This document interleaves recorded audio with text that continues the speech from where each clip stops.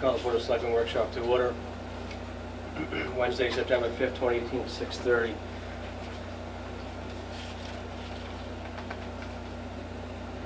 We're doing the pledge.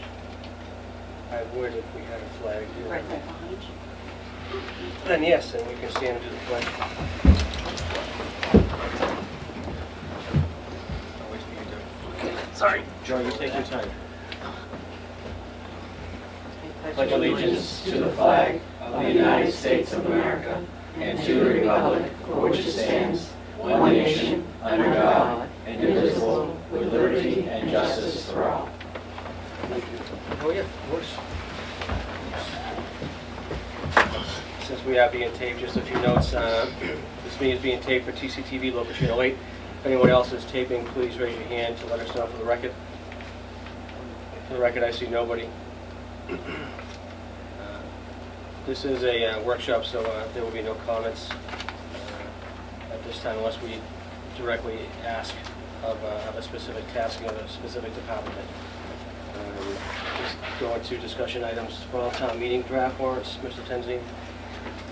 So, we gave you a draft of the moment, and I'm going to have some supplemental documents to hand out here as we work our way through it. Article 1 is the debt for the Narragansett Regional School District that we missed at the annual town meeting. Right. We did have about $500,000 in the general fund budget that we could have used, but DOR did not want to do that. So we may have a companion article, given where we are with financing all of our debt this year, rather than paying some of it down. We had about $500,000 in the budget, if you remember, plus the interest. So we may be able to actually cut the town budget a bit. I'm not exactly sure exactly how much right now. Not make that payment, but given that the override passed, that would help smooth out the tax rate. We wouldn't have spiked the tax rate as much. So we'll be following up on that. Article 2, we have some backfills that we need to do into the fiscal 19 operating budget. I know it'll seem early, but here's some of what it is. We had 2 legal settlements, you may recall. Mm-hmm. That's around $5,000. It's really way early in the year to for that to have happened.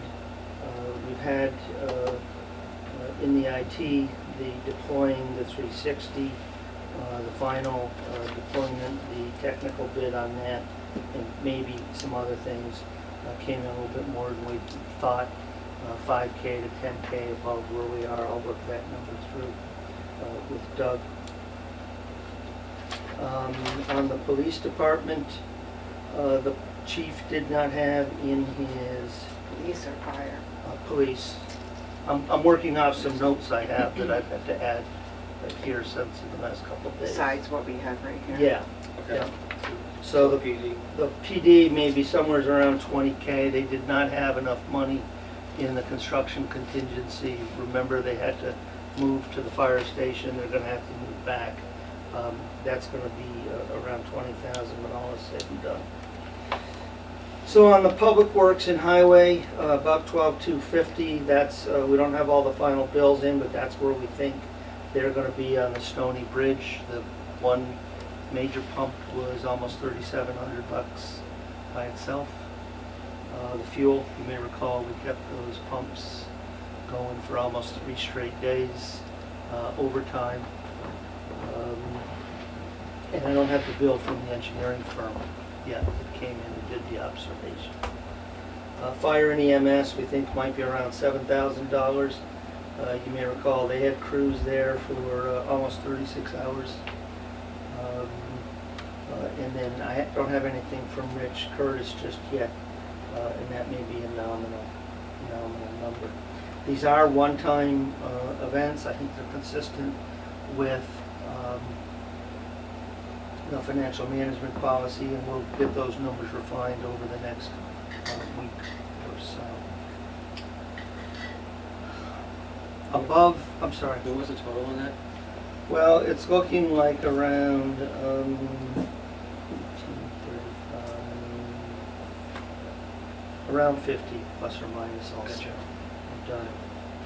And after we go through the warrant, or if you like, we can do it first, but we can walk you through where we think free cash may be. You can do that in either order, whatever you prefer. Want to do that at the end if that's okay? Or do you want to do it now? Okay.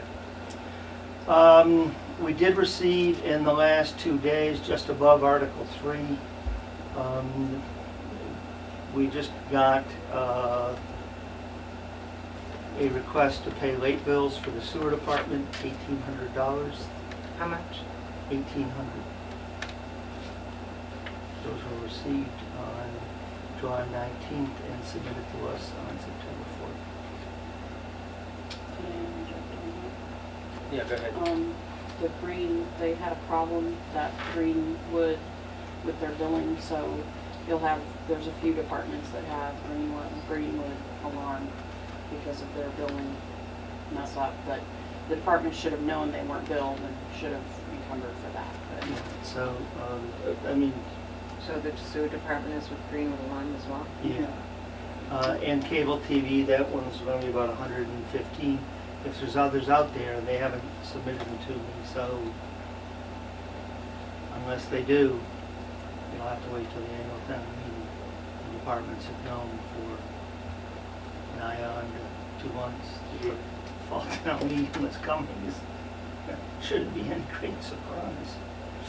On the Stony Bridge Road study, just to give you a quick update, the first draft, the engineer and I sat, we retained Howard Stein Hudson to write the RFP. And John Henshaw is working with me to try to get the CPA to pay the $2,500 to cover the cost of preparing that RFP. We had our first meeting on the draft on Tuesday. He's doing the final draft now. That'll be out next week. That RFP is for the engineering study. That's all of the hydraulic calculations. I don't know, I think I may have sent you the sample from the state. There's several options to do it, working with Mass Historic, with Mass Dot, with FEMA disaster mitigation grant. This study will only get us to what's the best number, what's the best option, and what's a possible number that option's going to cost, and what might the permitting issues be. And I'll continue to work with the CPA to help the possibility of them funding this study as well, as opposed to certified free cash. You mean the CPC? Community Preservation Act Committee, CPC, yeah, Okay. yeah. Sorry, I used the different terms here. What number? So any, No, go ahead. I'm sorry. No, go ahead. any anticipated timeline of when? Well, first, the best number I can give you right now, we would have the proposals in from the 4 engineering firms that we've pre-qualified to receive this. And we expect to have that pricing back from them October 4, October 5. So we'll have it in time for town meeting. So we'll probably have a $50,000 number in here. And then if it's closer to the 35,000 we're hoping it'll be, we can just bring the number down at the town meeting. The plan is November, December, January. If we can award it right after the town meeting. It should be about 3 months of work. Okay. There's a little bit of field work, borings, field observations, and things like that.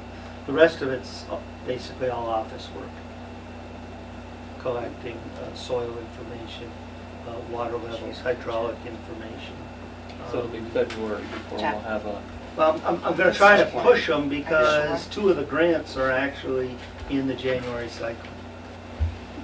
FEMA grant and the Division of Ecological Restoration.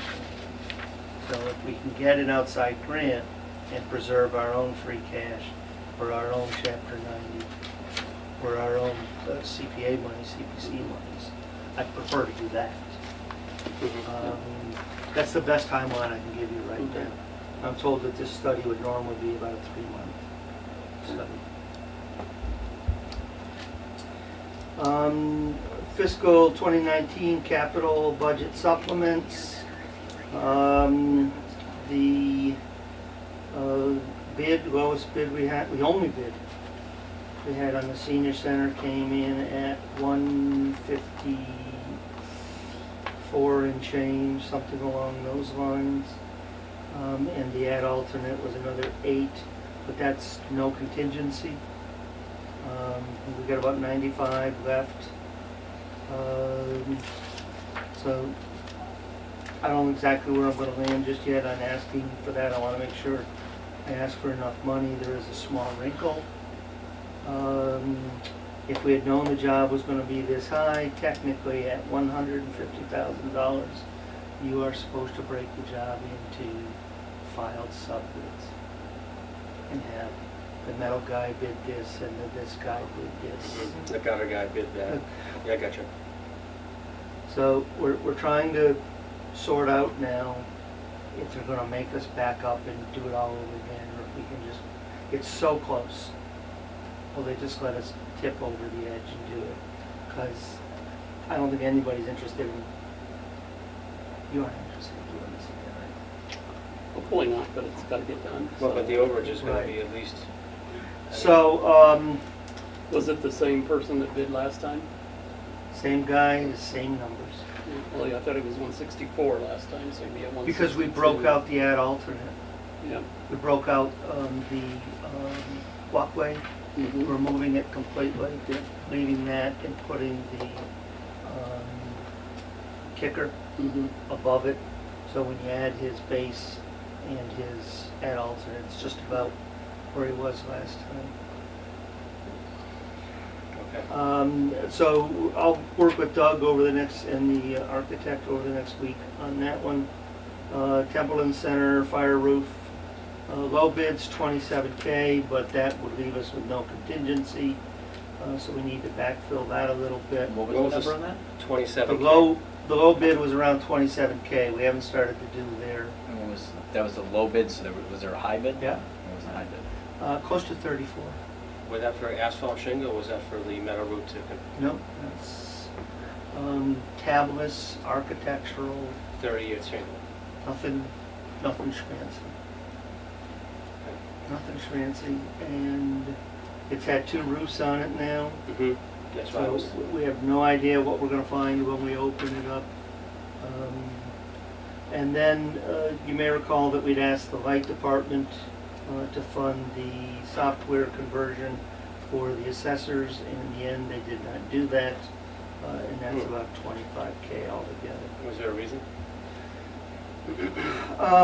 They didn't like that project. I think they confused it with a different project we're undertaking. But in the end, they didn't like the project, and they'll only fund things that they believe they want to fund. Capital expenditures, I have nothing at this point. I just slipped it in there. I didn't know if Doug from the capital committee, didn't get anything from the departments. So Article 5 will most likely be deleted in its entirety. I have nothing. It will be replaced by an appropriation of $12.30. You may recall that the state passed a piece of legislation, I believe I told you about it a while back, in which for every Uber, Lyft, every ride service, there's a 20-cent surcharge on top of it. And 10 cents of that comes to the community in which people were picked up. We had 123 people picked up, so we get $12.30. We can only A use it windfall. Yes, yes. We can only use it for non-passenger car, basically alternative means of transportation. And initially, when I talked with DOR, they said, nope, you can just go ahead and use it. Then they came back and said, nope, their council had ruled it had to be appropriated at town meeting. For $12. $12.03. You don't have to spend it, we can let it pile up, but we still have to file a report every year. We'll let that pile up, yeah. Get some good interest on that. So, but my thought is, you know, we'll have the Council on Aging, Community Services, do a flyer on the MART bus and how to use the MART program. Do a nice flyer and color on PowerPoint or something. Email it to Staples and have them print $12.30 Which is about 4 copies in color. I mean, yeah. It's silly in a way, but that's the statute. That's what we have to do. We have to file the report anyways. So truthfully, you're better off just to figure out how to spend it each year. I can use it to repair a MART bus. I can use it for a bicycle brochure. Well, I mean, as long as it's not single passenger car. Deposits to stabilization. These are not the correct numbers. We'll talk about those when we distribute the anticipated fund balance. Okay. I have nothing back on advisory committee bylaw. The town council was advised that our animal control bylaw is substantially out of date. And then we have the 3 articles that relate to the private ways and betterments. And then we have the building stretch code. Let me touch upon the building stretch code first. This is for Diane too. This is a, not disparagingly, because somebody made a lot of money coming up with this concept, stretch code for dummies. That we found out there. It was on Winchendon's website. We're working now with Richard Hanks, our building inspector, who did this in Townsend. And the state has 2 people they'll send in. We're trying to get a hearing date. We'll invite all the local contractors. We'll invite you all as well. But I would encourage you to look this over between now and when we have the next discussion of the warrant. Okay. And our inspectors are aware of this already, the electrical Yeah, plumbing. Yep. And Richard implemented the stretch code in Townsend. And so far, the only thing that we've heard from a few of the contractors is they're already doing that in most of the communities around this.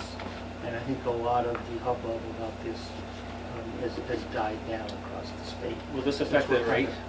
Will this affect the This inspection rate? it won't affect the inspection rates that we charge, but it will impact the cost of a single-family home, I'm told, on the order of around $3,000. Please don't hold me to that number until the night that Richard and Okay. Laurie's team make their presentation. They know it much better than I. But it's a multiple page regulation, and we just thought that this really was much easier for people to get their hands around. Okay. So what I'd like to do, if we can, is go back to free cash and then talk about the proposed bylaw on the unaccepted road repair, the betterment, and the 13B, if that's agreeable to you. Okay.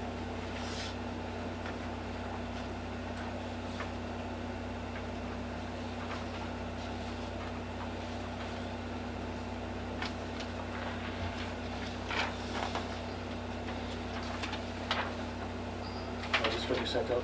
It is. Okay, I got you. It is.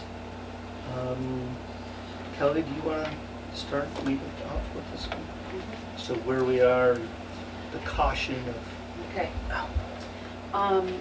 So, in a rough estimate, after I've got everything ready to go, for the auditors, it looks like we'll have 1.8 million of free cash. A lot of that comes from the fallback of what we had to use last year for making up the deficits and all of that, now rolls back to us in this year. So we've got kind of a chart here of, the prior year deficits that now we get back. We had the carry forward balance that we left remaining. There were those 2 years, I think it was 13 and 14, that the total snow and ice was not raised on the recap. We had the special articles that were closed, and then we have the, non-recurring that were, huge amounts of revenue that we received that we weren't expecting. And then you have your normal, the ordinary free cash that comes from your revenue surplus and the surplus from the expenditures of what we voted and didn't use. The only thing that I see, there's always a few minor things that they take off for this, that, and the other. The only thing that I see that would make a big impact on this is our Chapter 90. I'm sure some of you know that, Pam, lost her husband toward the end of the year, so we didn't get the Chapter 90 reimbursements out. We did get them dated and out on June 30th, but we've got about $250,000 owed from the state for Chapter 90. I have been in contact with Daryl, and he says that we should be able to receive all of that by September 30th, which the DOR, allows us to do. That we need to really get the free cash number because our fall town meeting is in October. We really can't wait till that time to do that. Is that what you budget as extraordinary non-recurring revenue? No, this is what they would deduct from the 1.8 million. so you could be looking at 1.55, depending upon when the Chapter 90 comes in, Yeah. if they allow it, and then we've got to get it to DOR to be What was the certified. sum of that? You said it was 250? 250. Roughly. Yeah. So, normally we wouldn't be in this, issue with the Chapter 90, but with the circumstances, that's kind of where we are. We have received 2 of the reimbursements that were sent in, so that's about a little over 100,000. So we have gotten some of that because the DOR does look at what you received before September 30th as revenue to offset that. But so that's kind of a rough ballpark. Tony and the auditors will be here on Monday. I have everything, as you can see here, ready for them. If I missed something, they'll tell me, but everything's pretty much ready for them. He will go over all of the free cash documentation. Everything will be ready. And then he said that once he looks it over, we'll submit it to DOR.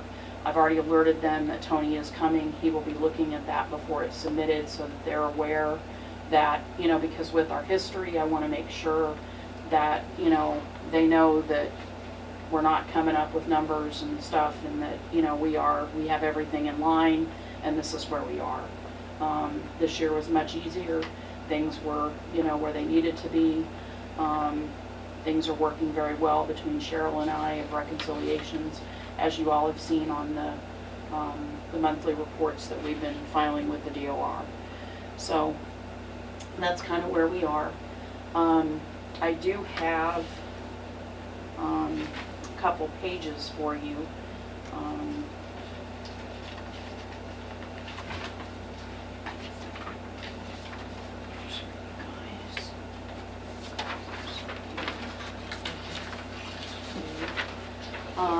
So this kind of gives you a more detailed of where the free, the part of the extraordinary or the normal free cash comes from. It's not exactly to the penny, but it's pretty close. So our revenues, we received surplus in everything but the penalties and interest. But the offset of those surplus items, it more than cancels that out. So you can see there, what we have that's a surplus of the $770,000 in the revenues. In the expenditures, you can see by department what the final budget was, what the actuals were, and what the surplus was. As Carter had mentioned, the insurance and benefits, the reason that one was so high is because the anticipation when the budget was done is that we would be hiring those 4 full-time firefighter EMTs for the ambulance. You have to budget for the highest insurance you have, family rate, because you don't know what that person's going to take. Then we did have a few months where we didn't have employees. The police, there was quite a bit of a turnover there, so we had a few months where we didn't have insurance, and so that's kind of, a good portion of that amount of money.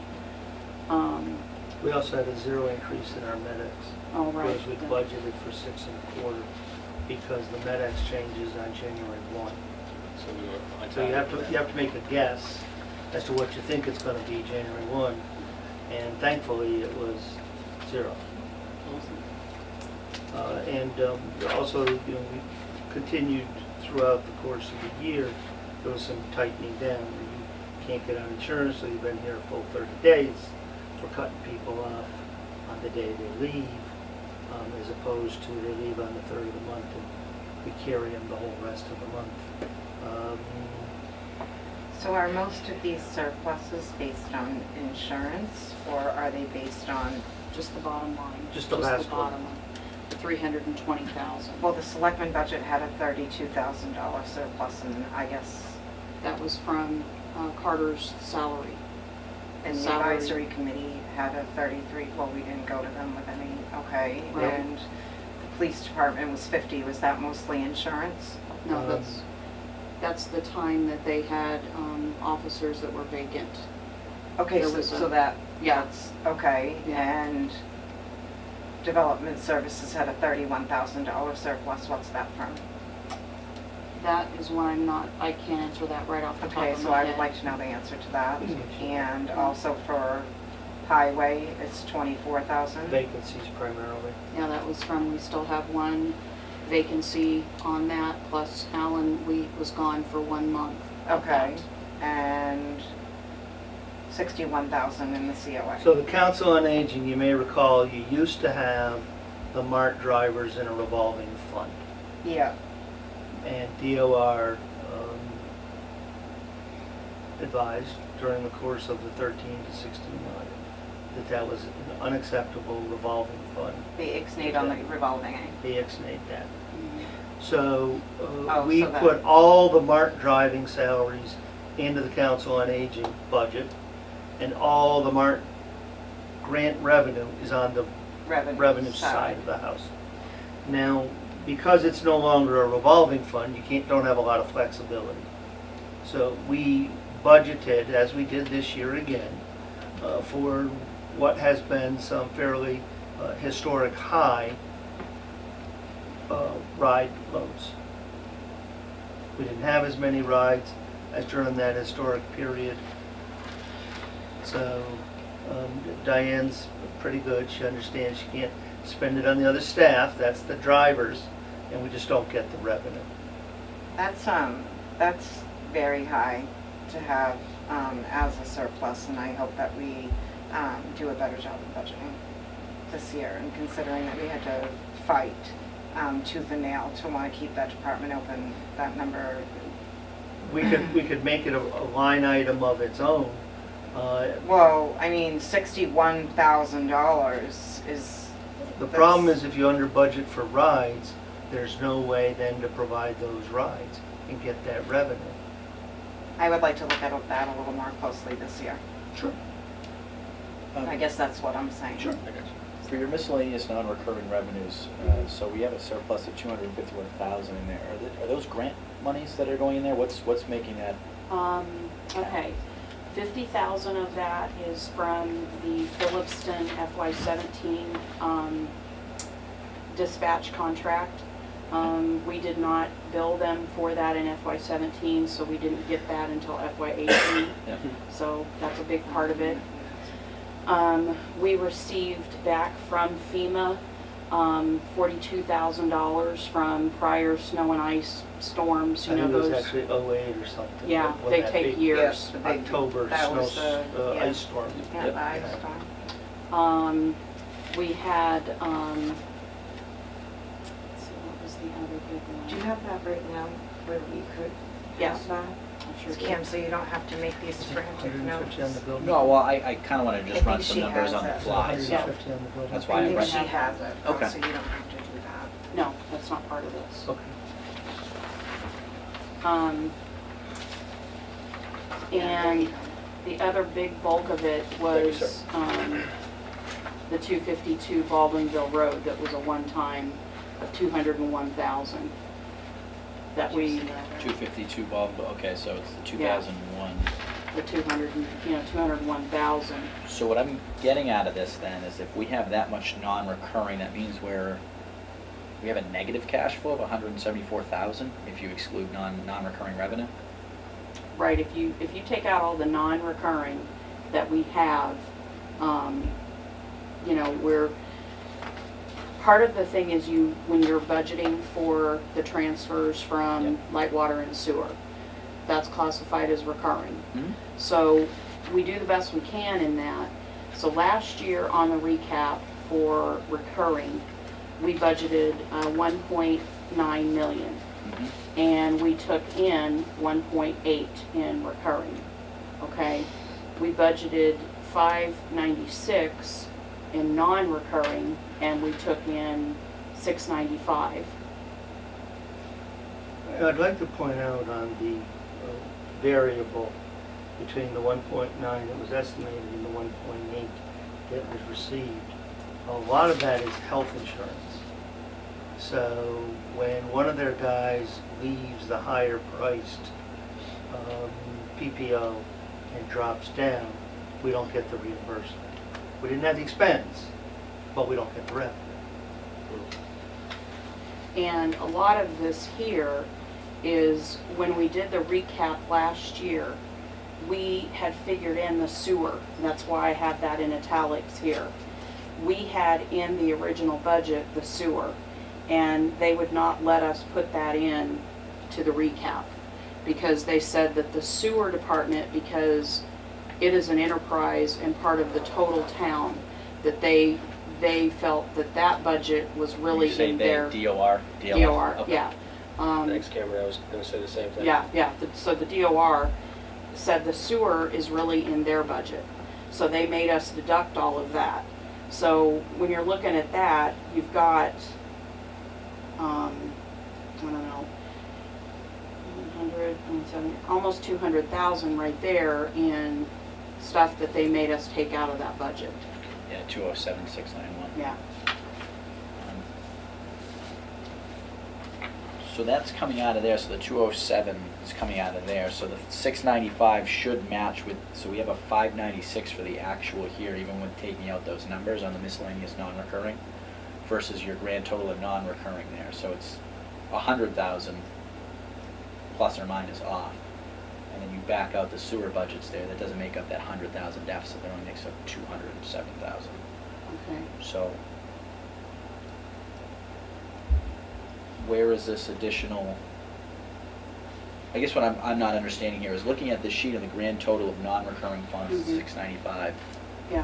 why doesn't that match up with the FY 2008 actual for miscellaneous non-recurring? Because there's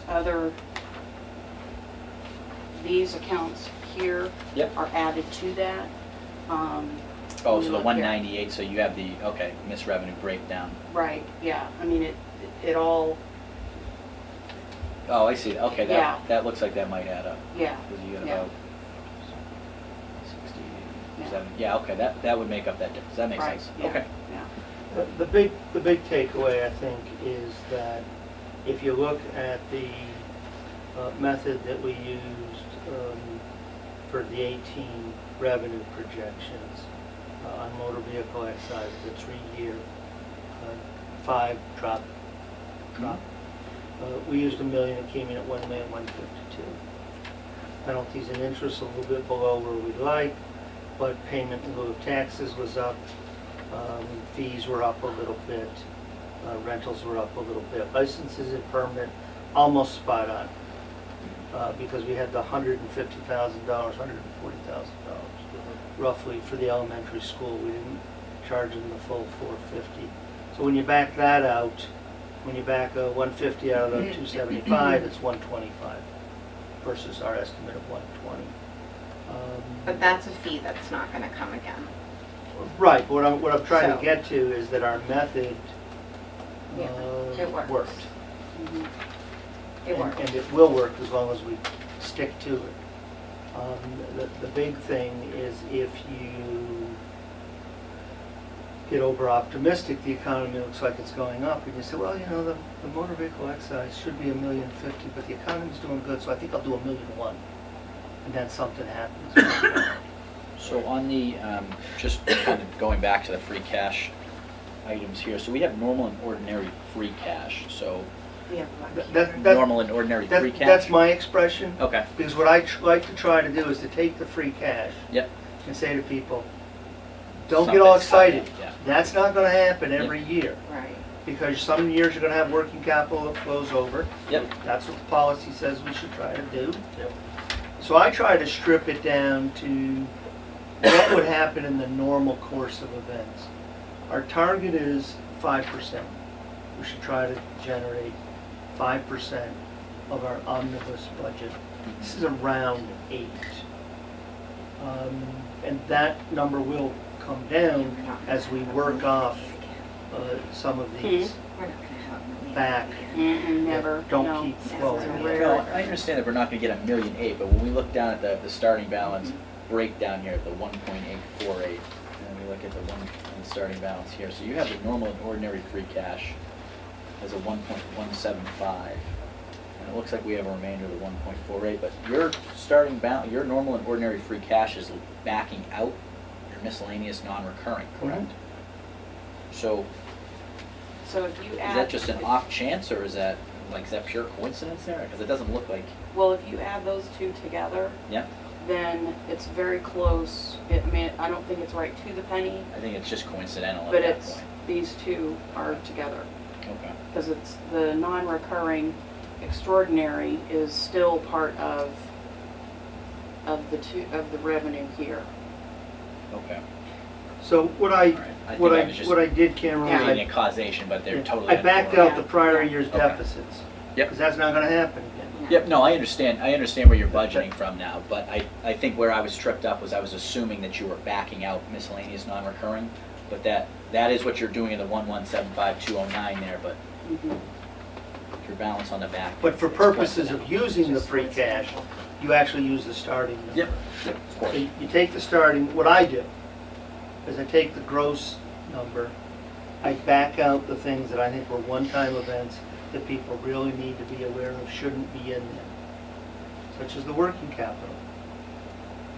You can't count it every year, because every year you're gonna be rolling different numbers forward if you stick to the plan. And the plan's working.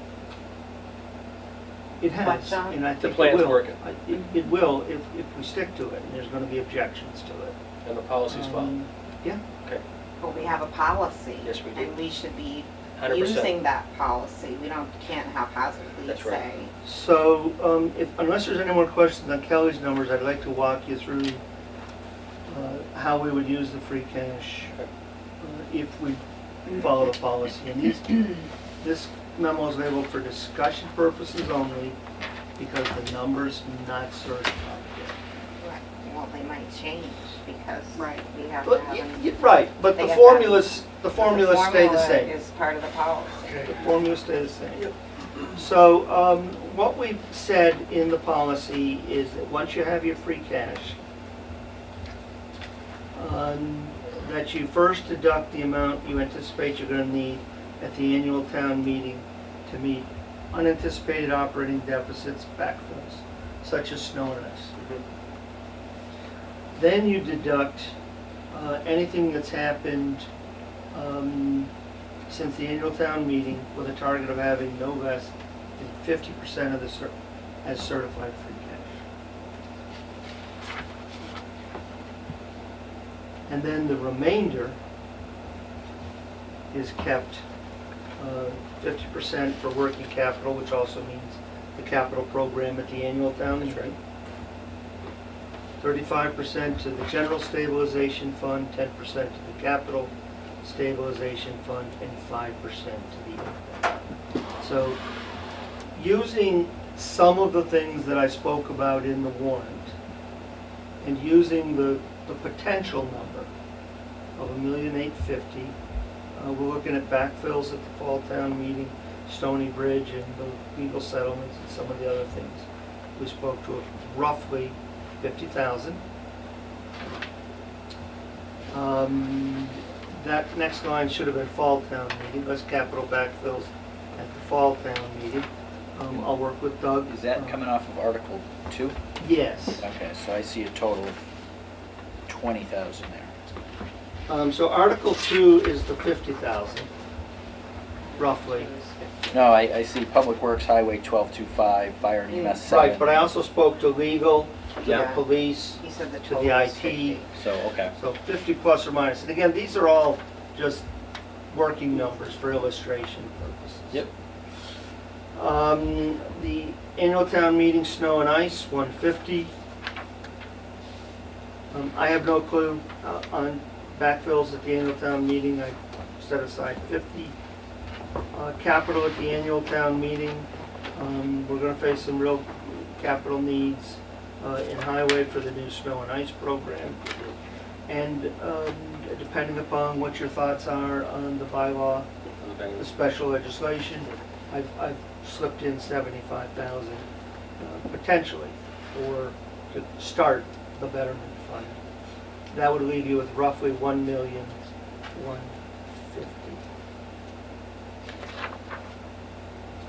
So when you then start to distribute that, it's about 575 roughly. I start at reserve for working capital. I have the Excel spreadsheet. Then I round it off. And then, so you would have roughly 400,000 contributed to the operations stabilization, which, again, I caution anybody against quoting that number as gospel. That would give you a balance of 635, halfway towards the goal that we've set out, I believe, in the financial management policy. We would contribute 115,000 to the capital stabilization, which would give you about 157.5, 55,000 to the OPEB, which would give you 142.5, and the balance reserved for working capital. Again, whatever's left after the town meeting just rolls into the next year. That's correct. So for instance, if your bonds come due in July and you don't get your taxes paid till August 1, it's nice to have as much working capital as possible. And that 578 is basically just unappropriated funds. That's correct. Actually, all of, even everything, unless there's a fall town meeting that appropriates, even the anticipation of the snow and ice, the ATM backfills, the ATM capital, the betterment fund, that's all unappropriated too until the spring. It's just going to sit there. It just sits there. Understood. Yep. Which is pretty good compared to where we were. That's right. Okay, Yeah, nice progress. great. Way to go, Does George. that all Very make happy. sense? Yes. Thank you, Carter. Thank And you for there will be explaining pushback, Has this been given to the advisory committee by chance? not until it's been given to you. Understood, thank you. We'll give it to them once it's certified, Well, it and needs to we be have certified. a warrant. Yeah, it And needs a to be warrant. certified. This is Just only in draft form. discussion purposes only. I got you. So unless there's any questions on that, I'd like to move on to the materials on the proposed betterment legislation, adoption of the statute, and the private way, if that's... On the chapter 80. Yeah. Okay. Okay, so, Do you need anything else? I don't. Okay. You ready to- Thank you, Kelly. Thank you, Kelly. Keep up the good work. Okay. I'm excited for the others. My apologies, I just gotta find this. Yeah.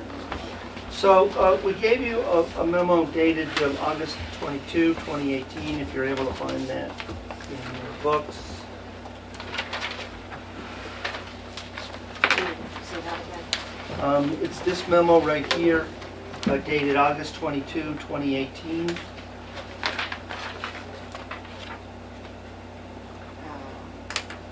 It was in the book. It should have been. Did you get it? Yeah, it's in the very front of the book, in the very front, right after Okay. No, it's August 30th. What does it say? Private Way Bylaw and Betterment Fund. Oh, No. Did you get it, Cameron? Kelly? The first thing that was in the book was MG, after the Okay. draft No, it's- warrant, it's in was there. It's MGL 80. 8013B, and there's a ton of supplemental, I mean, you Okay, have. hold on. I read through it. Oh, there it is. I did read it. Cameron, if you come back. Oh, yeah, I'm just okay. perusing. Okay. I'm getting ahead of you here. So we gave you the statute which allows you to adopt a local bylaw on the repair of private ways. Mass General Law, Chapter 40, Section 6M. And as you can see, it has 8 very specific things that you need to address in such a bylaw. We then gave you Exhibit B, which was the proposed draft of the bylaw. Does everybody have a thing? You all set? Yeah, there's just stuff was all mixed up. That's all. And yes, Yeah, unfortunately, some of this came in on the well, fly there's the like last a day. email Some on of the the back. So in the memorandum, So- right here, it's the next page. is Yep, I Exhibit got B. it. No, I just- oh, okay. It's back, it's backwards. Some of it, I don't know how that happened. My apologies. But I pulled out something different. So, I had after we nothing. gave you the draft, and we do have a question in it about what is public necessity and do we need to define it. We then took 15 of the bylaws that we found across the state, and we went through each one of them to tell you what that town did with respect to Section A, Section B, C, D, E, and so forth. I guess before we get into it too deeply, we touched upon this briefly, but the first question becomes, is this something you want to do? Yes. I've been wanting to do this for a while. It needs to be addressed, so I mean, I don't think we can not address it.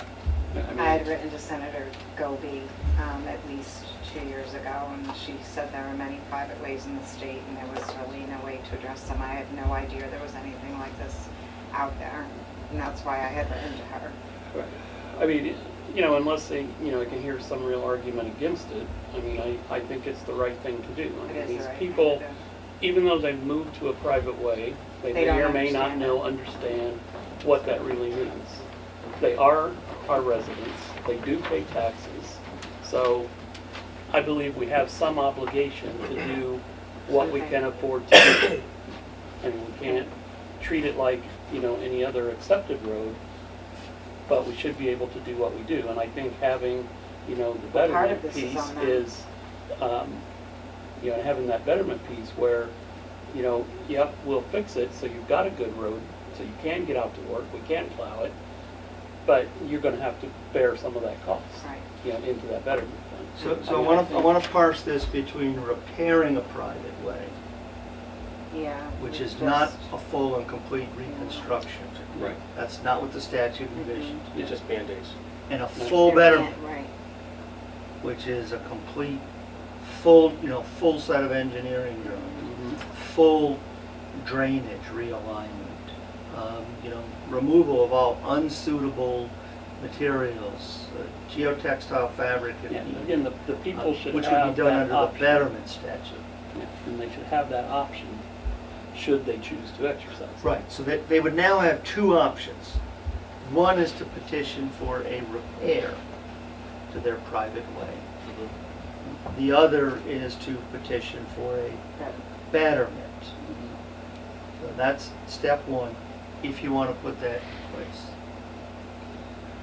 Then the question becomes, well, if you do it with debt, the debt always costs more in the beginning than you're getting back in betterments. Or you get a free cash appropriation, people pay the betterment back. Where do you get the money for the next time around? And so that was talking about setting up a revolving So fund. that's where the special legislation comes from. Falmouth has it, Spencer has it. I don't know if any other communities So have done it. that would be in lieu of just running the Wellesley working has it capital, also. it just didn't. Basically, Yeah, so yep. you're apportioning it. Right, Okay. right.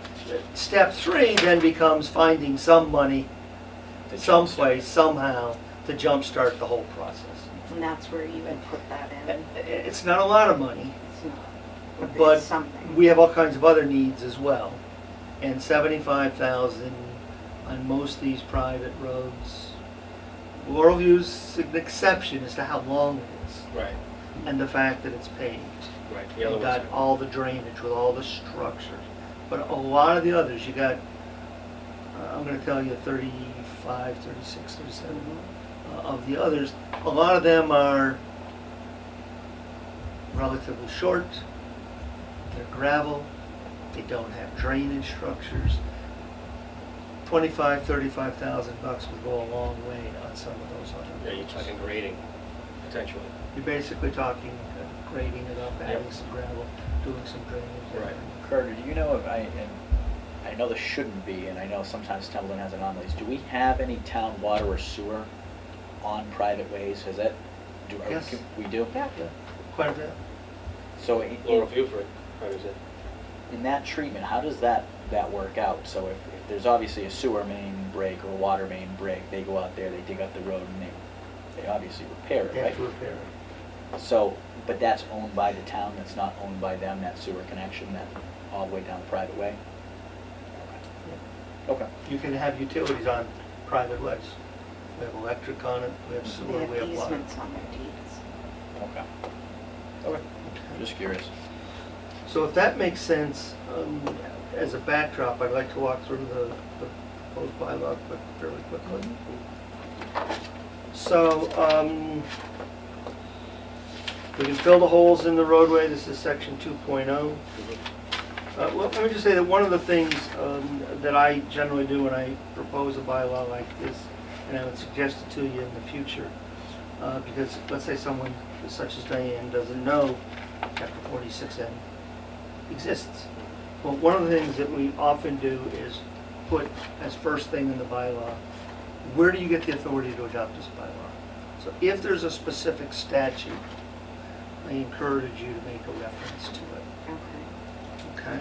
There's not going to be a specific statute for every bylaw you go to adopt. But when they exist, You should reference Reference it. it's good, in my opinion, to reference it. Makes it easier. So the town may fill holes in the roadway service with like or reasonable like materials. Or I should say reasonably, we should fix that one right there. So if it's gravel, it's gravel. If it's asphalt, it's asphalt. Reasonable like. Reasonably. Reasonable like. No, it would be reasonably. No, We'll get the thesaurus out. Thrash that one it's out. reasonable like. Add gravel, grade the surfaces, remove obstructions within the roadway. This was ones down on Evans Circle. We had a fairly large rock that's popped up through, not uncommon in clay areas. Cut out failed surface areas, rebuild failed base of select areas, repave or pave, chip seal the entirety. So basically everything except a complete and total rebuild. If there's something that you think we should add, we should strike. Let me know, please. We can clean the drainage structures and the piping. Some of these do have what we would call closed drainage. It's not just a inlet on one side and daylight on the other side. We can repair or replace failed structures. Piping and culverts, install new drainage, and again by the use of workforce or private contractors. Generally, you don't have enough workforce to do this, but if it's a simple culvert, maybe you do. Provided the town shall be, again, I got double provided, so we can work out the best English on this. Provided the town shall be to replace one of these, provided with any needed easements by others. We can't just go in and do the work if there isn't an easement for the drainage and such. I don't think okay, hold on, I was looking for my glasses. Oh, I guess I don't have any, so I'll take my shirt. Well, what I'd like to do tonight is to kind of walk you through it. Is town council looking at this? I wouldn't pay town council to look to it, though I've had you look at it.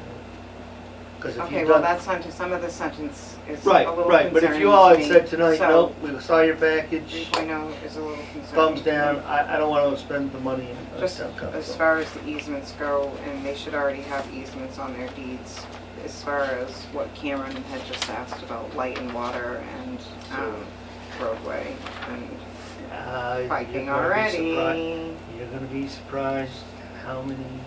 Have you looked at any of their deeds? Lots of these things. We probably need to define public necessity. And Maybe public not. safety, I would like to add public safety. Okay, the statute is necessity, but we can make safety as one I of would like the- to add safety. Yeah, We can make it a little bit, you have to use the phrase public necessity. we can add and Yeah, safety. yeah, Well, I would right? define it Absolutely. as to allow the safe travel of residents and town equipment.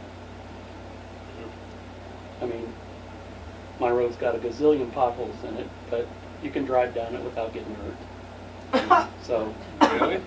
yeah. I mean, it's not like I beg to your- differ. the whole front end of your car is gonna fall in a hole. Yeah. Yeah, You so got a hole that big. It's like turtle But it's lanes, is not that what you're saying? safe. It's not like turtle No, but lanes? it'll Yeah, all be, yeah, yeah. If So it's down it turtle was on the lane? repair list too. I think Alan Mayo presented that. Yeah. It was up for repairs. Beckley Road's falling in. Okay, on, so- we'll come up with something on that. Okay. To allow the safe travel of public safety response vehicles such as police, fire, we can add some. Emergency. Yeah, that'll probably sure. be even better. That'd be good. 2/3 of the property owners having frontage upon the way. That's the easiest way. I talked with Glenn, that's the easiest way, as opposed to getting out and measuring exactly how much frontage everybody has, or how many structures there are or such. She's gonna say there's 30 lots that are on this road. You gotta bring me 20 of the property owners. Again, that's why we provided you with this Exhibit C, which shows you what everybody did. All costs will be incurred. If the apportioned betterment is going to be less than $500, it would just be a one-year billing, so that we aren't trying to recover this over 10 years, keeping track of it all. If it's over $500, then it would be apportioned out over some period of time.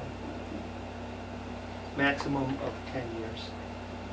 But the object being that the betterment doesn't exceed the life of the Makes sense. repair. If the town shall accept Mass General Law, Chapter 80, 13B, which I'll come to in a minute, it shall inform property owners they may be eligible for a deferral. This isn't a waiver. This defers it until it's sold, of payments in accord with the provisions of that section. We have no greater liability for any repair than if it had made the same repair on a public way. And on that deferment, so if somebody sells that property, then the seller would have to let the new buyer know that there's a deferment there based on It an has to be betterment. paid at the time No, of it has to sale. be paid. Wouldn't it It's be borne a by lien? the seller of the It would. property, and it would have Okay. to be paid at the time of the sale. I got you. Wouldn't Just it like be a what we lien? did with the people who came before us, the two parties there, Right. and they wanted us to just waive it all together, and Oh, I we see. said no. So it's almost like a So lien. the way it works is, you and the assessors apportion the betterment, and I usually work with the property owners. There's a couple different ways to do it. And, you know, if the neighborhood wants a particular method, I find the best thing to do is to go along with their method. There's 4 methods, one you don't want to use, and I'm not going to bore you with all the details. And then they do put a lien on it. So if you do a deferral, we get a lien. Everybody gets a deferral. Everybody gets a lien. The deferrals have to be paid in full upon sale or transfer of the house. Okay. The folks who don't defer can pass that betterment lien along to the next person buying the house. That becomes a subject of negotiation. I would also like it to be that if the sellers are doing any kind of cash out refinance, I want to be paid. Can't do that, Why? because that's the statute. If you're taking cash out of your property, then you should pay the town. It's not the statute. I see what you're saying. You know, if I have equity in my I'm sorry, property, did I I just- want some of my equity, so I'm gonna put it for somebody else, and Well, I mean, think about that. You're taking cash out of your property, but yet you owe the town money. I mean, you should be paying that obligation first. I Okay, but that's understand what part of the you're saying. statute. Right. Okay. Do you have to be over 65? So for let me, 13 yeah, let me, apply? I asked, Luann and Sue Coyne did a really nice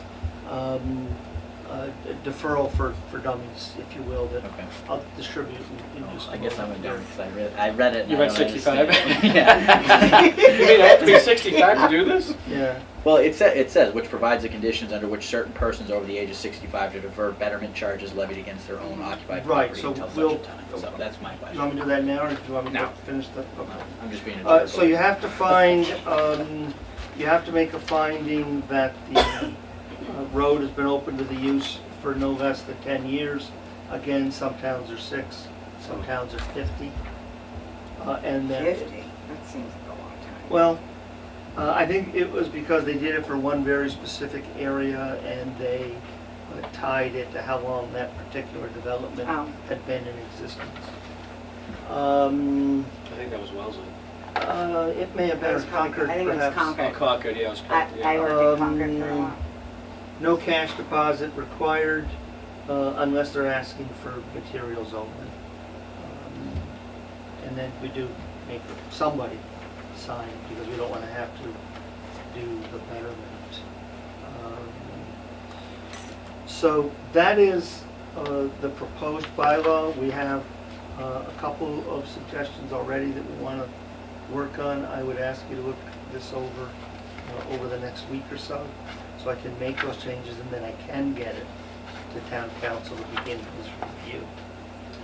Okay, so I just have an issue with 3.0, and I would like to discuss that with the rest of the selectmen. The town may clean drainage structures and piping. So drainage, piping, Yes, okay, repair or replace failed. This all has to do with drainage. This Doesn't all have has to do with anything to drainage. do with, okay, and this one is the use of I could say workforce. failed drainage structures if that's, No, okay, I just want to make sure it all has to do with drainage and we're not.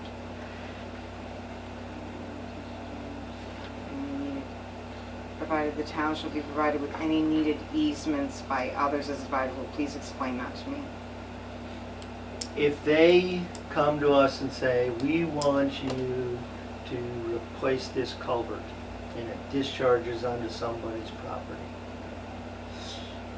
And we say, okay, is there a drainage easement?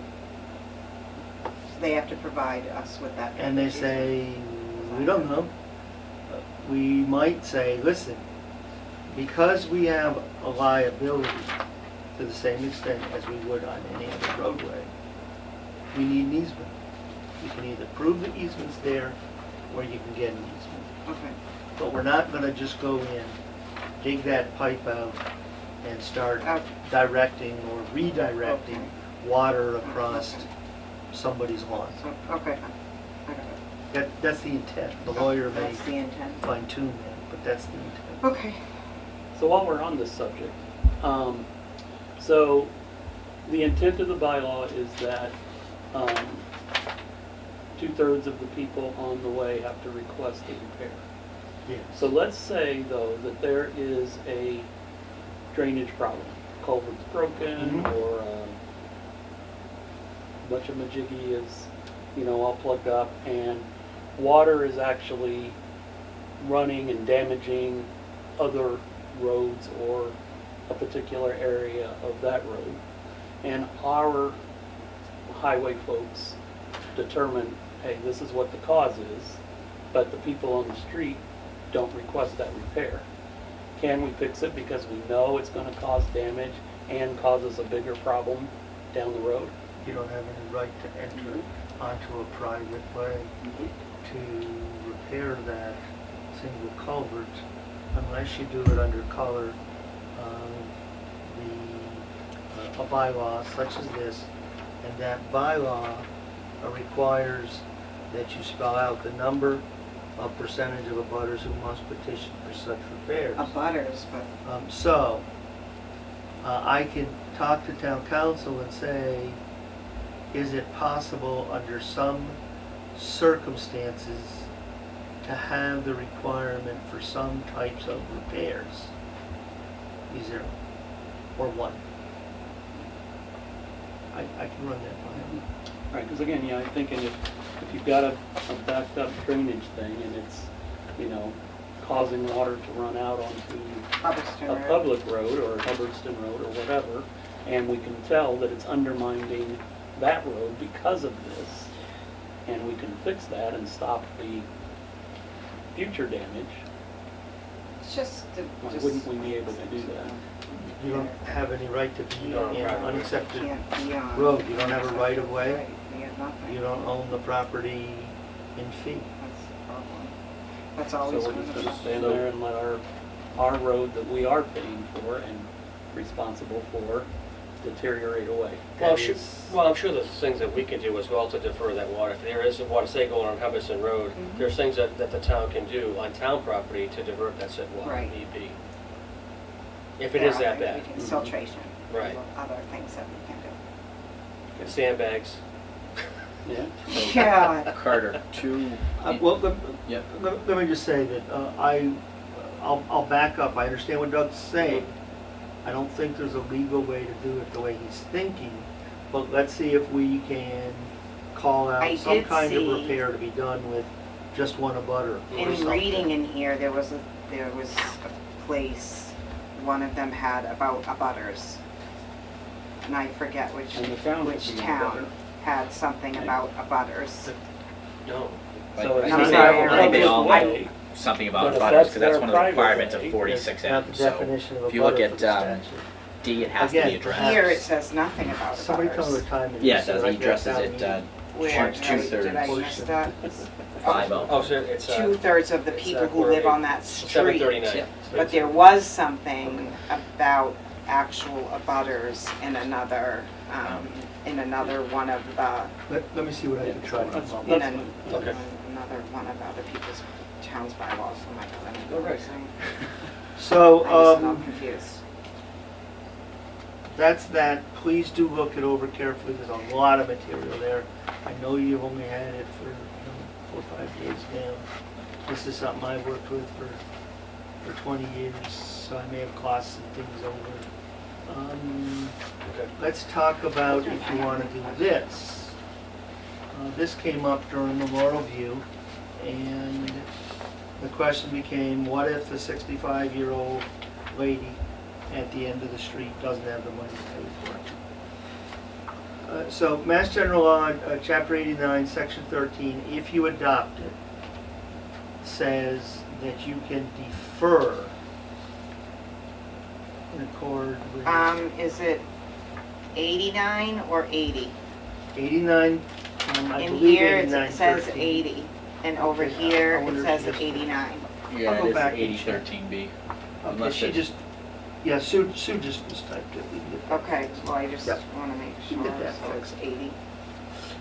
Um, Thanks, Pam. So you must have been 65 years of age in July 1 of the year. Betterments go on the final tax bill, the last 2 quarters. You must have lived in Massachusetts for 10 years. And you must have owned your home or other property for 5 years. You have to occupy the house, and you have an annual income limit test. Is this your sheet for dummies? This, so this definitely helps, so Yep. put me in that category. Yeah, whoever came up with that series of books is doing quite well by it, I'm sure. The Board of Assessors are the ones who get the application, so we don't see any of the information, except at the Board of Assessors, as veterans do, elderly do, blind and disabled do. All that information is confidential. It is public if it's been deferred, but the particulars of your application are not public. You have to file a lien, you have to pay the fee, it does get added on in the end. The property cannot be sold or transferred unless the betterment has been paid. So that is a disadvantage about deferring. If you are 64 and you go to sell your house and Doug's buying, Doug can say, I don't want to pay that because it's got this betterment on it. Or he can say, I know it's got the betterment, but I'll still pay your price. If you're 65 and you have a deferral and you sell, there is no option. It must be paid. That's a disadvantage. Upon the death, the owners and devisees have the first priority to the property. If they pay it all off, so they don't have to sell. If there's a surviving spouse, so if there's 2 people in there, only one has to be 65. And then it goes on from there. I don't know how many people would take advantage of this.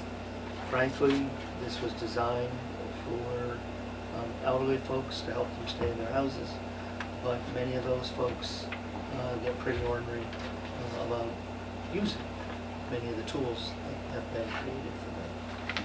Diane can tell you better war stories than I can. I think she would probably agree with that.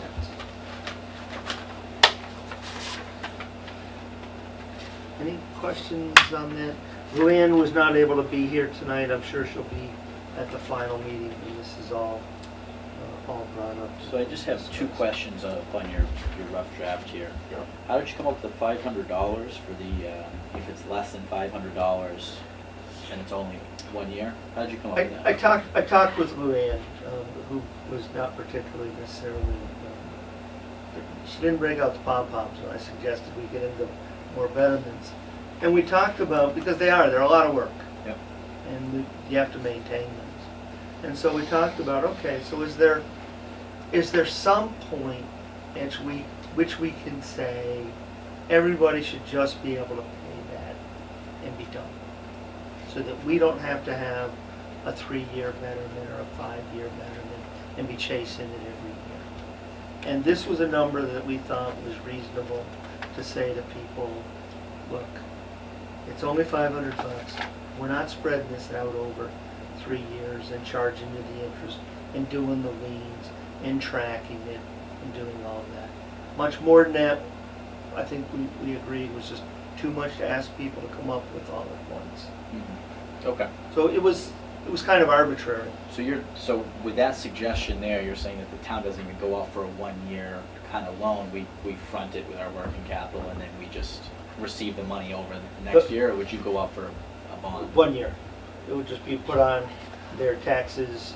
Ian the November cycle and the, no, it's February 1 and then May. So there'd be 250 added to the third quarter, 250 added to the So fourth quarter. operationally though, on the back end, Yeah, to acquire those funds, would we go out for a loan of some sort, or would we just pay that out of pocket? Well, and my receive hope the funds is- after? My hope is that we might perhaps go to the town meeting in the spring, get ourselves a little bit of money to get started, 75,000, and perhaps we can get started with that. If it's a much larger project, a full reconstruction of a half-mile of roadway, Mm.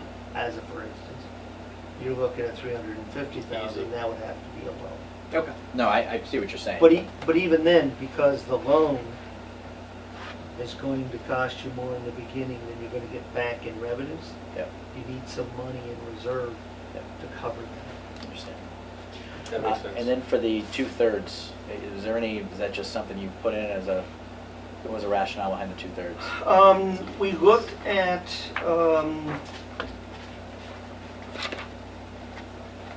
so that one was all over the place. So on page 6 of this memo, my old standby, Spencer, 2/3. Millis is 100%. Munson was 75%.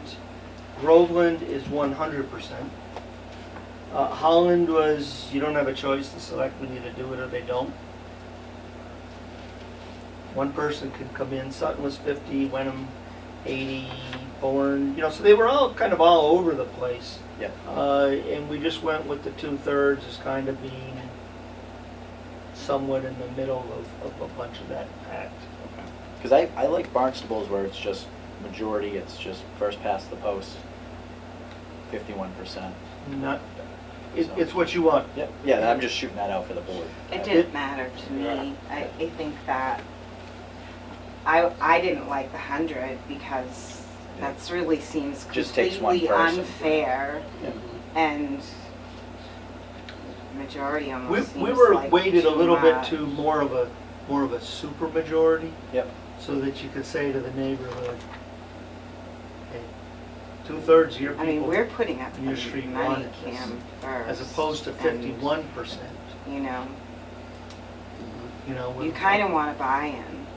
well, the only reason why I recommend 51% is majority wins at that point, but also it's the 51%, so it has to be some sort of majority at that point. If there's I- 6 people on the road and I have no Right. pride of Three say yes, authorship, three say whatever you're no. comfortable with. The How only do you thing I all would feel? ask is that we consider sticking with the lots, because it makes Luann's life easier to do the calculation. Otherwise, on every street, she has to add up every single footage. Yes. And then when the petition comes Yeah, in, that's too Should much. be. calculate all that as well. So if Um, there's 30 lots, then There's 30 lots. 30, You would have to and, have 16 lots. 16 lots have I to mean, say do we yes. have anything, like if it's a private way and the guy owns 90, or one guy owns 90% of the private road, or he is the linear foot of 90%, and there's 2 other people on that road, and they just say, well, we want to adopt this as a public way. I mean, you'll run into those situations, so I think that's why. Too bad for them. But I don't know if we have any of those I private ways. don't I can know. only assume that some of these other towns do have some large farm, private ways that, that's why they put I haven't that looked in at all of there, our so. private roads, so I honestly don't know. I just something to explore, because I don't know if we would set ourselves up for that. I can only imagine that's why they do that, so, just to cover that basis. Mm. It is whatever the board's desire is. If you want me to slip 51% in, that's fairly easy for me to do. I think we could, And it's also a chew on it, I guess, substitution. and Okay, figure out. that's a Yeah. substitution Yeah. that's actually fairly easily made at the end. Okay. Okay. So the question becomes whether or not to go forward with the bylaw. If you do go forward with the bylaw, the exemption under 80, section 13 is one that actually is freestanding. You didn't look at it when you did the sewer and such. There's no betterments that I'm aware of in the very near term. But the question becomes whether you want to continue looking at asking the meeting to adopt that statute. So one last question that, in the terms of open to public use, what is that legally determined to mean? in the Any state member of the Massachusetts? public can drive in there, there's no gates, Okay. there's no It's not a postage. gated community. So for instance. There's no security checkpoint or anything like that? For right? instance, on one road, Okay. we were plowing in one community. Yeah. A guy built, a 500, he had a nice long driveway and a built a house, and then he, nailed up the posted no trespassing signs. Okay, So I said, that's great, but our plow truck isn't trespassing. okay. You can either take the sign down or figure out how to get your street plowed, because we're not entering. Okay. All right. I believe that all of your current private ways will meet this 10-year test. Does the board generally feel like they want to move ahead with this bylaw? I think, but like I said, it's got to be addressed at this point. I feel it's Right. just, it's something we need to address, we need to make steps towards. It looks like there's a lot of other communities that have had this, and I can only see it becoming a problem for the next generation of selectmen and women, Yeah. so. I just want Carter to be able to say, yes, look, we are gonna, does he want to keep, yes for me, yes for you, yes for you, okay, keep going. Well, I don't want him to spin his wheels or to stop if benefit of we the want him to community. keep going. So now And the third leg of the stool here, and this The is special legislation Yep. that the town meeting would need to sign off on, is to establish a betterment fund. Right. Right. And as I said, Spencer has it, Falmouth has it, and John's thinking Wellesley has one as well. They are not widespread. But I can tell you that we had no difficulties back in the day. This is, I can't even remember, this was the acts of 2004. Right. We had no problem getting this thing through. It went through pretty easily. So what are the pros and cons that if they're not widely used, how come? Because some people aren't as creative as perhaps some of the rest of us are. Okay. Some of them may have a little more money, and just never thought of this. But for us, if we get the first 75,000, and that, let's say, when we go out and we do Heaven's Circle, when the money gets repaid, what happens 2 years later when somebody else comes in? And that's a year in which you don't have free cash to distribute.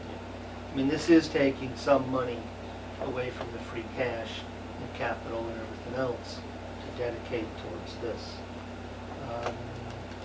I don't know why others haven't used it, frankly. Well, there's I another like way the to So by idea tie of it. having it betterment when the repayment occurs, it just doesn't go to the general fund, it goes to this account instead. That's right. So that And then the makes much more selectmen, sense. and then the I It's our think select- usable money. Yeah. and then the Makes selectmen much can more use it. sense. It doesn't require No more, appropriations. yeah, So you don't have to go back to the So meeting you're because it's in the for middle of a these cycle, things. Come Memorial Day, that lovely red list letter goes out, and you get a petition, you can react, assuming That that makes there's sense. enough money that gets built up. That makes sense, I would do that. I So, would do it too.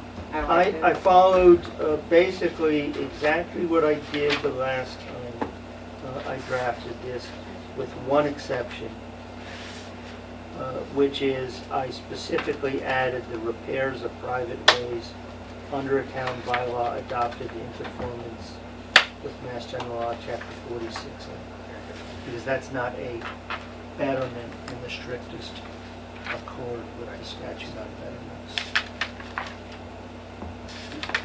I think simultaneously we should be looking towards this.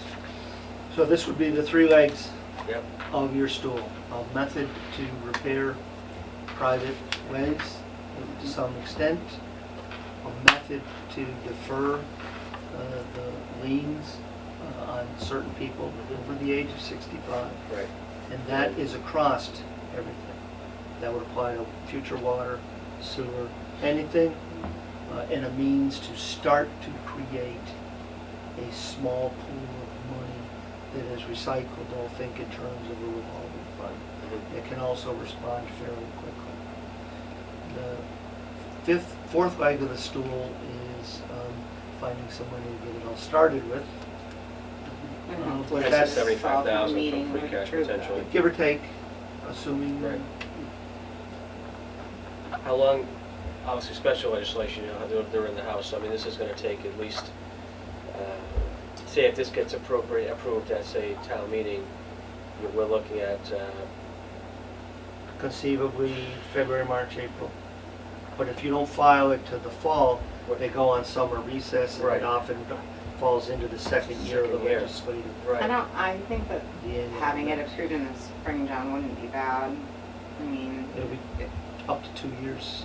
Yeah, If Oh, you up to wait, 2 years. if You you wait. wait till the spring. if you wait till the spring, but if we could get this approved in the fall, Then it'd then be- it wouldn't, what I'm saying is it wouldn't, that, getting it approved by For the special spring. legislation in the spring is not bad. okay, So I'm saying that if we're gonna do this, we should do it. yes.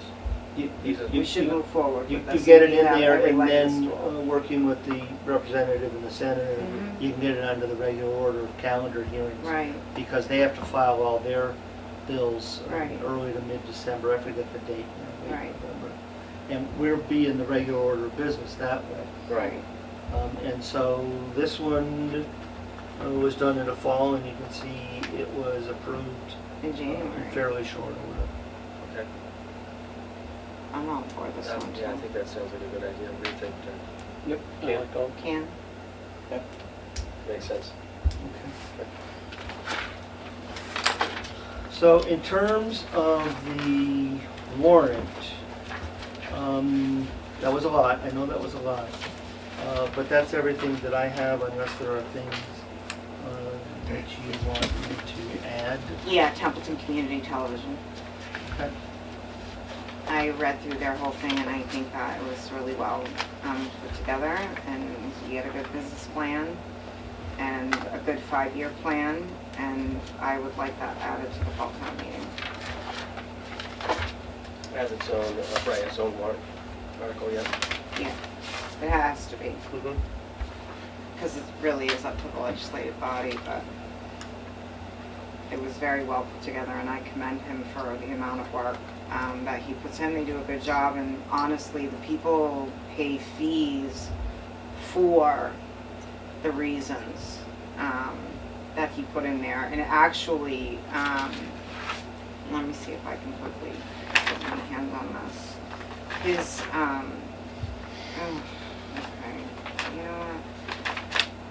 This book. Okay. So, when he puts his plan together, I want to find the quick and dirty one. I mean, sorry, that's really not I think how. it's probably right here. No, I Oh. put all mine in the back, and there's this book was like, I ripped it apart, and then I don't think I put it together.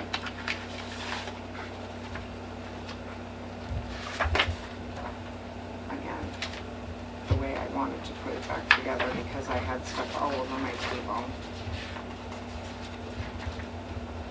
I liked how he put together job descriptions and his budget. But as the goals for funding sources, he really came up with some very good ideas. And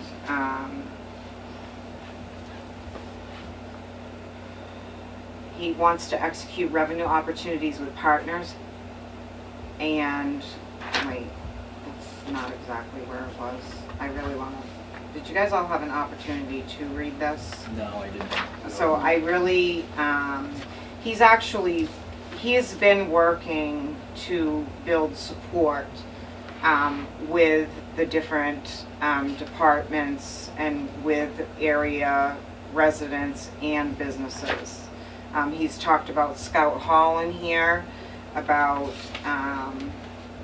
weekly, he talks about NRHS was supposed to have a program, and when I was doing the budgeting with them, they were supposed to have the program, and well, lo and behold, it got axed. And it's really too bad, because Sean does a wonderful job and really likes what he does and is going to take that farther, and that makes me really happy. And there are a lot of people over there who like to run the cameras, and they like to, and we had a broadcasting program when I was in school, and I'm not going to tell you how many years ago that was. So he put together, he talks about the Economic Development Corporation. Not only should TCTV provide career and economic opportunities for students and others to pursue broadcast and media opportunities, it should be a participant and an outlet in promoting Templeton business and economic development. This will enable it to be used by companies coming into Templeton to engage with the community in and around Templeton, as well as open the door for more sponsorships. He talks about Mount Wachusett Community College, the Narragansett Historical Society, the COA and Senior Center, the Boynton Public Library, Narragansett Regional School District. He talks about revenue outlook and outreach, sponsorships, video production, website revenue. He knows that cable is on a downward trend, and that website and Facebook and live streaming are all on the upward trend. And when he does his budget, he actually downgrades the cable TV revenue coming in and then upgrades.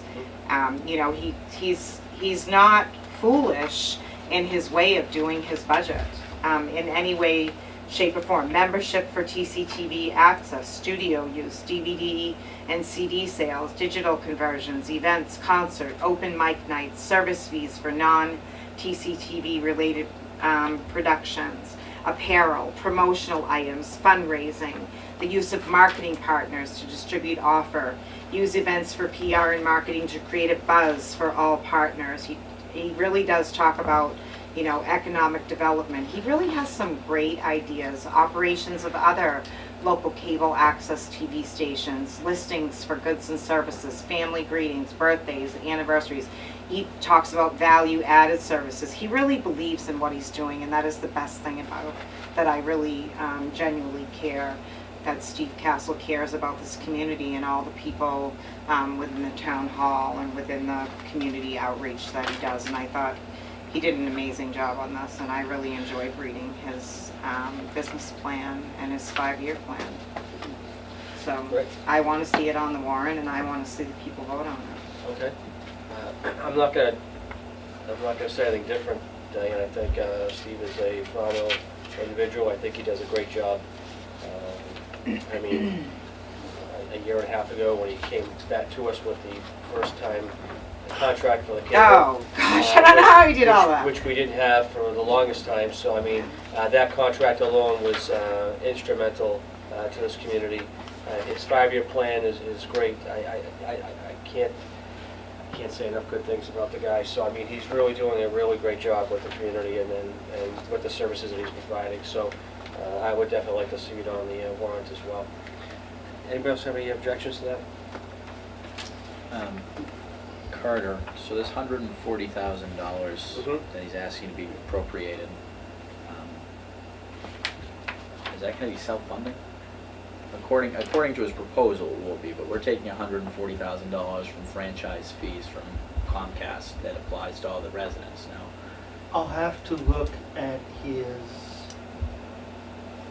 revenue stream, because you already appropriated something on the order of $75,000.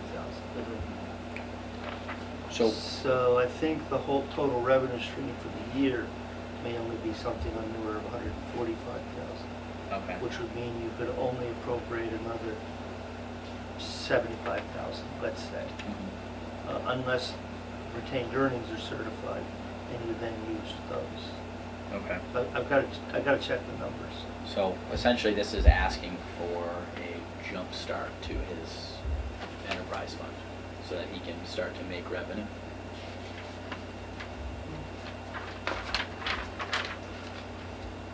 I think it's a great proposal, but as a numbers guy, and it stinks because this is coming so soon towards the warrant. I wish this would have came out a little bit more beforehand, because there's no numbers backing this. We underfunded him. If we do it, I understand, Cameron.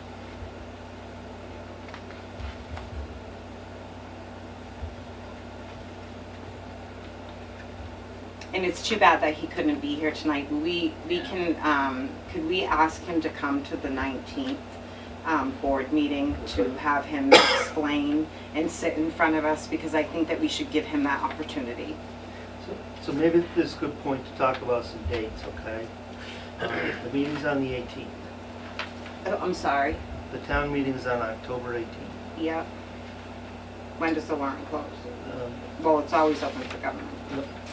That warrant's basically closed at this point, except for anything you want to add.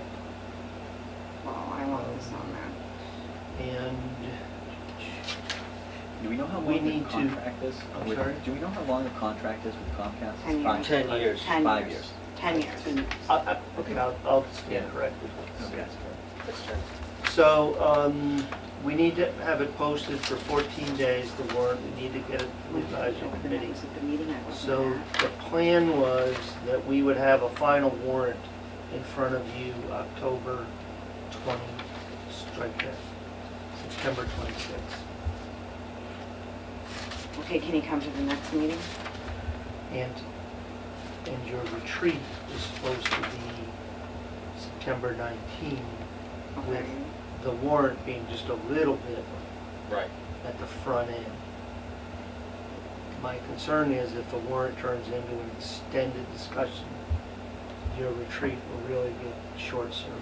Right. When's our next meeting? So perhaps we do nothing on the 19th except warrant, if that's your desire. No, can you come to the next meeting on the 12th? That's business meeting. You can't discuss a set of business meetings? Well, I thought you were trying to create a pattern in which you had business meetings and did business, and then had workshops in which you did this. Well, I kind of don't, thing. why wasn't this on our workshop? Because he was ready. This came in Yeah, very the- late in the Yeah, game. Yeah, this he came put in. it on yesterday, but I couldn't attend because I had an award ceremony, so we pushed it to Thursday, and he said he couldn't make it tonight, so that is my fault that I didn't mean to put that on Steve, but I couldn't attend yesterday. I understood, no, So we that's- changed the date. Well, this is a well-thought-out plan, and it's not like we can't read it, and, okay, so you're the numbers guy, and you're saying that we can't I do will it. ask him, because I can communicate with him via email, he's pretty good about Okay. that, so I can send him emails, as long as he's not billing me for I don't know, I it. just feel bad like he's not, He billed me I last like it time when I he asked sits him in a front of question. us. And, okay, so I, Yeah. My concern is having an extended discussion about the warrant on the same night you're trying to do your workshop. You know, you have an hour and a half, I don't know how long we've been on the warrant now. Oh, wow. And then you try to switch gears to go into the retreat, I'm just,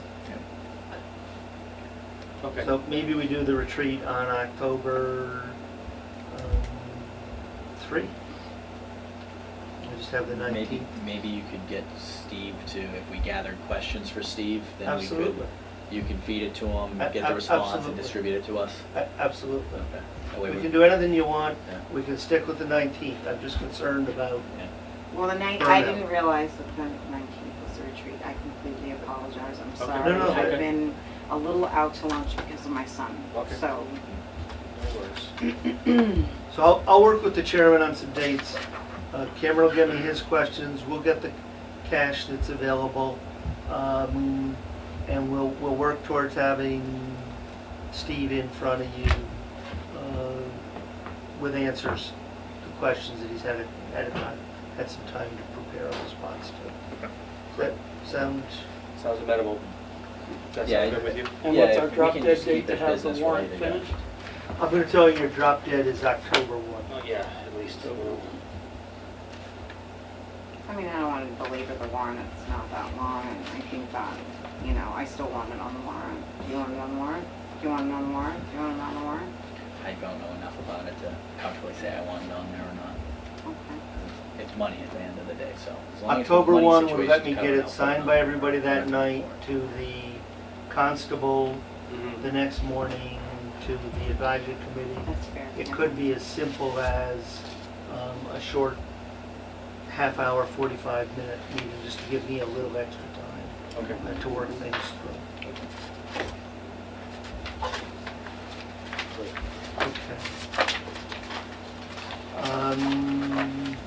So it's basically at the business meeting on the 26th. when we That's have the to vote- plan of the When moment. we have to vote for the warrant. Right. Right. That's the plan unless we extend it out a few days.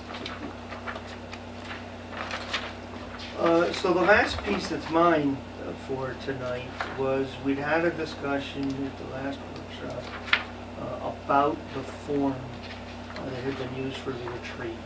Yes. And raising the concern of what I'm going to call rationing, and an attempt to try to do away with that whole debate in which we put department up here and department down there. And so what I'd suggested, and you have a copy of the email that I sent to Mike Ward. So what I'd suggest is we had taken that, what's been generally supported the last couple of years, which was to not offer the lesser range of services, I'd cut that out, but to basically have a statement about if we're going to offer a service, we need to do it at a reasonable level with appropriate staff, appropriate professional development, and the like. So this was, and I'd sent this to Michael, because he's sometimes a little better wordsmith than me, and also because he's worked with that financial management policy structure that he created for us. That's not only ours, that's probably across a number of communities.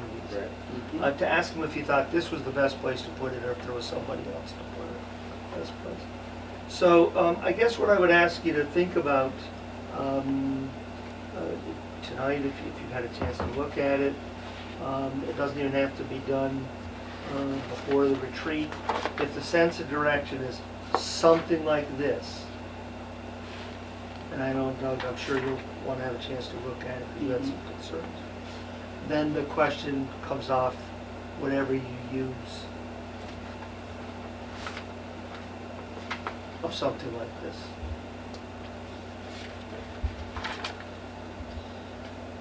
So I would just ask you to think this over. Please try to get me any concerns, Doug, markups, Yep. Within a week, so I can try to have this ready for an amendment to the financial management policy on the 26th. I liked it. Okay. And with that, John, that Yep. is basically my portion of the program, I believe.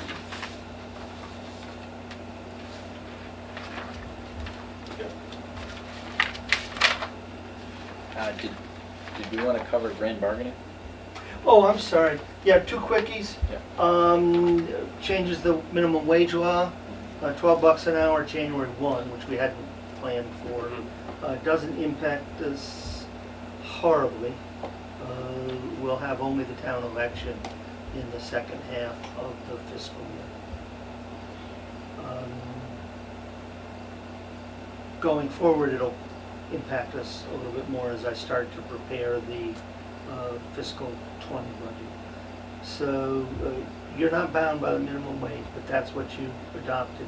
I just need to know if it's the consensus of the board for at least this fiscal year to continue to follow the Massachusetts minimum wage statute. Absolutely. Yes. Okay. Absolutely. That was, do we need to vote on that again, like we did last time? I don't, so I just wanted to The consensus? check. I got you. I think we'll be okay budget-wise because it's only one election that this is going to impact, the town meeting election and the annual town meeting itself. Right. The others are in pre-January 1, the new minimum wage changes on calendar year, not fiscal And year. it's gonna go up 75 cents, It's going up $1. but then a 75 Then cents 75 for the next 3 years to Yep. make it $15. till it hits the 15. That's correct. Yep. Okay. So we're going to have to watch, as Doug noted the other night, we're going to have to watch our lower wages because at some point, if some, like our college kid in the summer, if he can flip burgers for 15, he may do that as opposed to mowing lawns and patching potholes for $12.50. But that's a long-term impact. Right. Second piece, the leave that I spoke of, the 12 weeks and the 20 weeks, is local option. I need to know what I can get you, so whether you can think about whether or not you want to adopt it, or you simply know you don't want to adopt it, given all of the other leave benefits that you offer the employees. It would cost us roughly, best I can sort out, around $10,000 a year in additional withholding taxes. Sorry, what is the leave statute? So the statute requires that employers offer 12 weeks of leave time for family-related issues. Oh, yeah, Yeah, yeah. family. And 20 weeks of leave, oh, this is paid leave time. And 20 weeks for illness-related issues. Paid. Paid. Both are paid. And it is on top of anything else that you do. So there is some layering. This is coming out, it's a pretty big piece of legislation. Yeah, I'd seen it from the, And it's being paid for by a 0.63% tax on wages. Half of that is withheld from the employee's paycheck, and half we have to pay. It is local option. We don't have to adopt it. The question that I need to know is if you're interested in adopting it, would you like me to bring someone in to present to you? What kind of materials would you like me to? and you estimated it was about $10,000 additional withholding? As easily as I can, knowing what I know about it, that's what I think it would be. What do you mean by on top of what else we offer? That these. Well, you offer upwards of 80 vacation days. In addition, you offer short-term disability. Lucrative I've never health seen, system. well, I've seen that some other places, but not a lot. Usually you offer a pretty hefty sick leave or the disability. Right. Or the option for Affleck.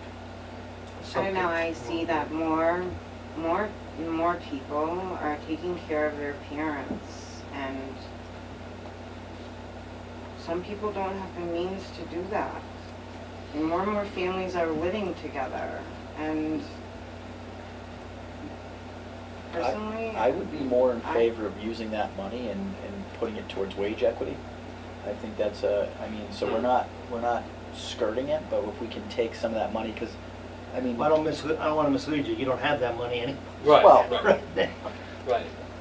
We'd have to fund it. And I think, I mean, that's the I tend to agree with realistic you, thing, is too. it's wage equity on, I mean, we offer some good benefits currently. I mean, we offer really lucrative We do. healthcare plan.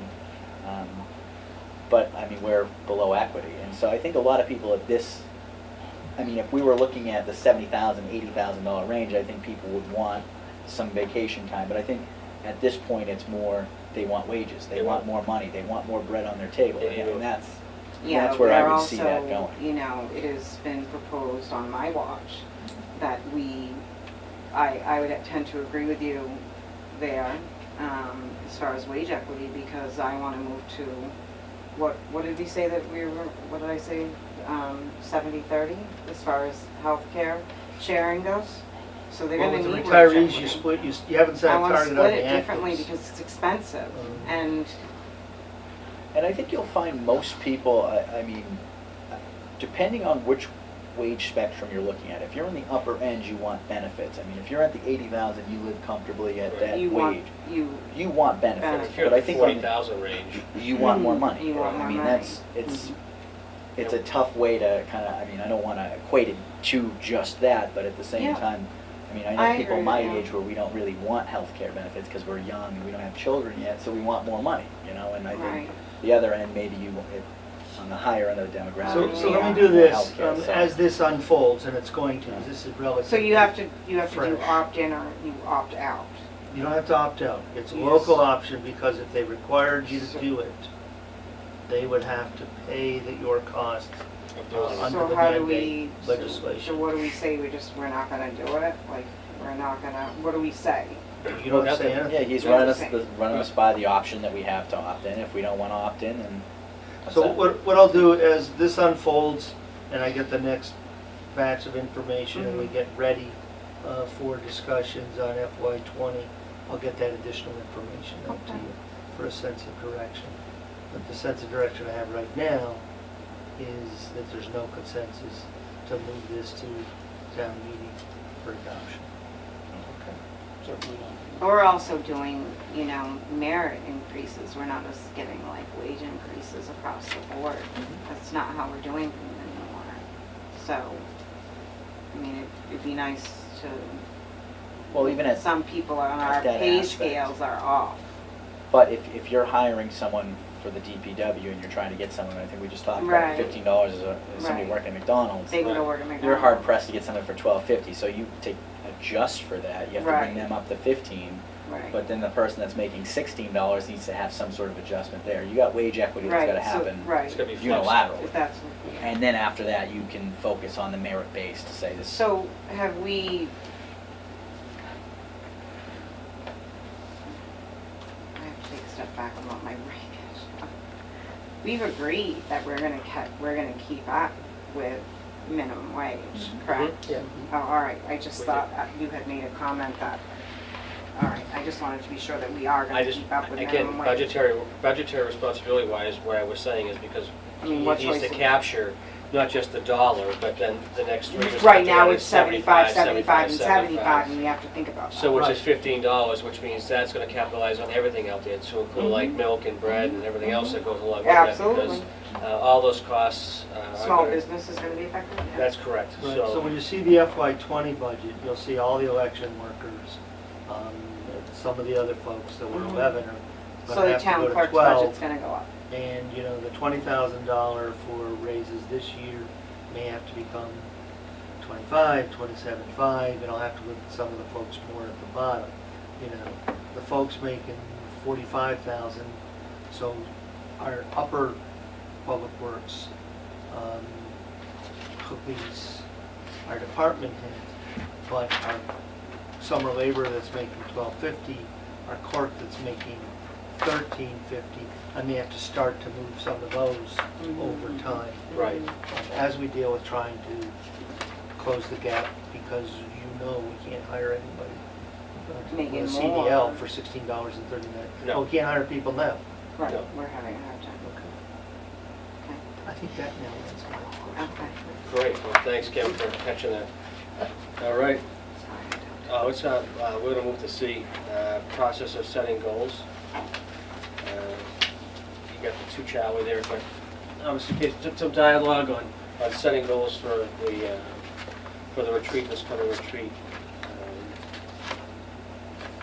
You know, individually based goals as far as what you feel needs to be looked at, like Doug, you talk about the IT stuff all the time, and, you know, the Microsoft process that's going to be going, the migration.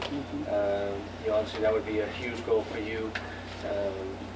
You know, for me personally, I think I'm looking at, you know, some of the equipment and material that we have here in the town, such as tables and chairs and stuff like that, that we haven't capitalized on those types of pieces of equipment, because right now we really don't know really what we have, computers, et cetera. You know, I think that would be a good, you know, goal for as far as capital to achieve, you know, what capital that we do have. That way you can also, I wouldn't say give it to the capital planning, but at least you can look at, you know, a computer life expectancy of say 3 to 5 years. You know, so you can start looking at how many computers we have and how many systems we have and that type of stuff. That's what I was looking at for myself. But I mean, obviously, any other goal settings that you'd like to see, you know, please bring them forward. So Yeah. when I had raised this issue, I kind of, one of the things that I envision is that we have operationally, and we have all these different departments. Mhm. And there's always different wants, and everybody needs more and more and more. But I think what we really lack at the top end is, what are their plans, what are their goals, what do they want to see, what, you know, and so as that, they build their department and their employees, and then it funnels up to the town administrator, or if they're the fire department or police chief, we need to know kind of where they are, where their direction is, so we can take in all of that at the very top end, compile all the, you know, the projects that are going on, not on, I don't need to know all their individual projects step by step, but like Scout Hall reuse. I mean, that's a project that we should be looking at and when we want that to be completed by, and making sure we stay on task at that. That is a goal of ours that, you know, Mhm. as a town. I mean, as a community, even getting a new school in is something that I'm sure was a goal of ours for a long time, but it was never committed to paper. And so I think we use this as an opportunity to kind of get feedback from all the departments in there and kind of what they're looking for goals, what their wish lists are, things like that. We have it on the capital planning. Utilize some of that as well in our goal settings and kind of look at what do we really want to commit to for this year. Say one of our goals is to get wage equity in, say, the DPW department, or one of them is capital projects. We look at the DPW, we see that they really need new equipment, and we say, well, let's commit to doing something of that nature. So when we set the goals as a board, we're really setting the goals for the town. We're the head of Templeton, if you will.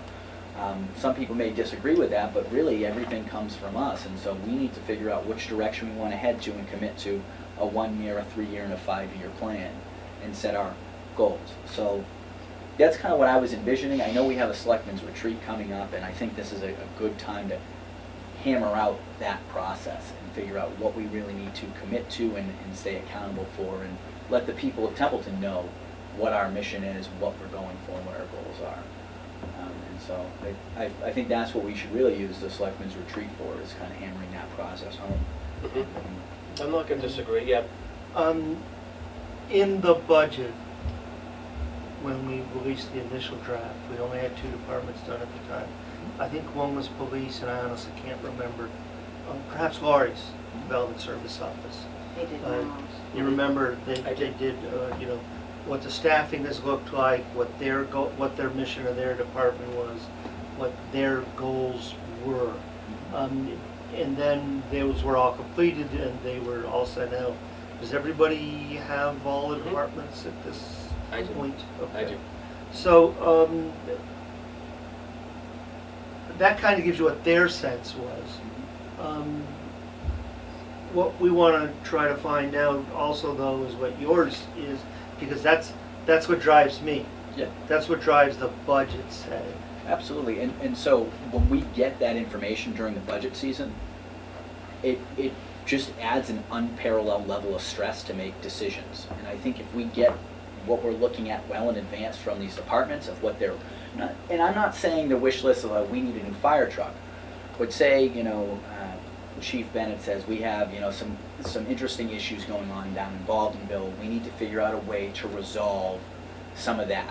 Maybe a nightly patrol or establish X, Y, or Z. Some of the not stringent upon budget reasons, but I mean kind of directionally where we want to be. So if public safety was our #1 focus and we see that there is an area like speeding, we have this issue right here in front of Cumbies, and that's now something that's become a topic, is that there's been a lot of accidents there. We need to handle that as a public safety issue. And maybe that's one of Chief Bennett's goals, is we need to evaluate speed traps or something like that, or something to say, where do we need to reduce the speed limit? So directionally, that's what he wants to focus on for the year. We need to figure out that, we need to understand that, and if we need to empower that. That's what I mean by the goal setting. It's not so much about money. I know everything comes down to money, but how do we empower it's almost people? It comes down to time as well. That's really So, that's as really a for their instance, thing, though. So the department head's going to operate under 2 modes. Mhm.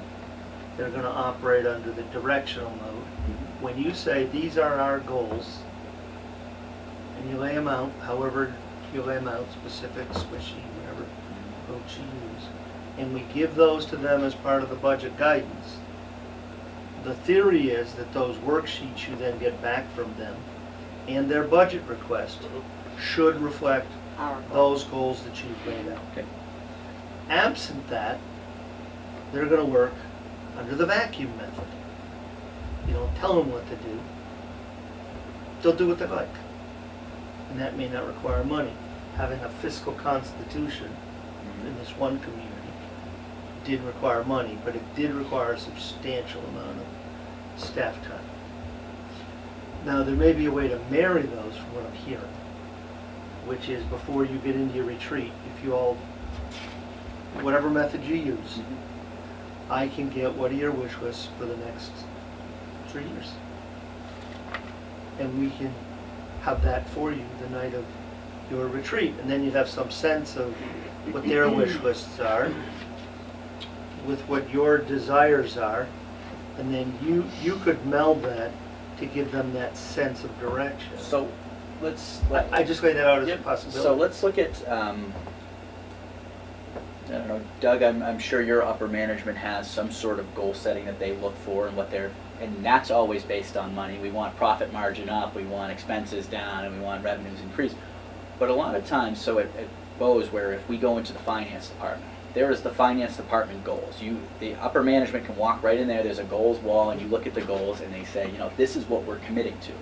We're committing to reducing it, and they are based on SMART goals. So they're specific, there's a KPI or a key performance indicator, and it's measurable. It's definitely achievable within that year, and we have 1 and 5 year goals, and realistic, and it is timeline driven. So you can look in there and you can see that this is what they're working on, this is what they're doing. And that's separate of the goal setting process. That's something that we should be doing on an organizational level, and that's something that we can get into with HR and personnel and all that other stuff. But those should funnel up to the Board of Selectmen. And so when we see a valued opportunity where, you know, say it is where we're trying to, I don't know, pave 50% of the roads, or we're trying to save 25%, or we're trying to get out 25% more often to crack seal the roads, something of that nature. I know that's very operational speaking, but that's something that we can look at when we're trying to goal set and say, well, that's something I think there's a lot of value in that. We can empower them and set our goals around is saying, let's commit to trying to, you know, 10% more crack sealing or something like that, so that we are now entering into budget season with a game plan and a goal in mind. Now, everything always changes. Healthcare costs change, you know, unemployment costs, whatever it may be.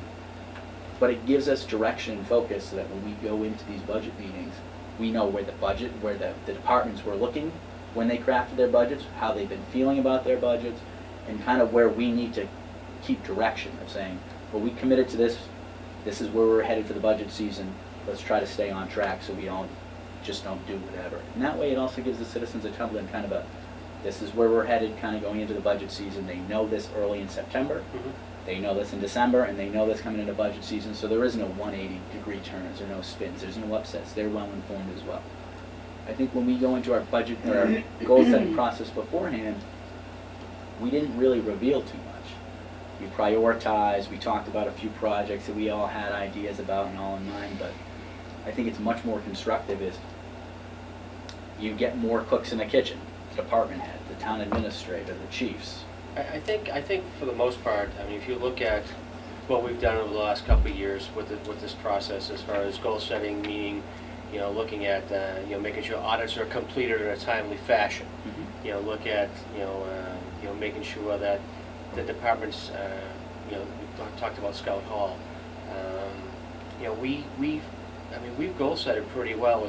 From what I can see, I mean, there's always room for improvement, and letting the Templeton residents know where we are, where we sit, and what goals that we have in mind, and what particular goals, you know, each of us have in order to hopefully make the community better going into the next fiscal year. But some of the goals are driven by the directorates, like you said, like the police chief or the fire chief. You know, because there are things out there like, and the other directorates, such as the DPW with the new truck coming in, the fire truck. Those were their goals. The new ambulance for the fire department, EMS. I mean, I understand what you're trying to say. Those were their goals and we supported them. Right, but I think what. So if we I all were to go get the back- goals from the goal setting, right? Do you have any of that documentation? Was it ever sent in a press release? Was there anything that was put in? And so if you look at Well, it was online. It was. Well, we get functioning weekly towns, and I'm going to reports throw that from up there, them. functioning towns. Look at, I think you had some of them here. This is Spencer's kind of his project, but if you look at Brookline, Mhm. right?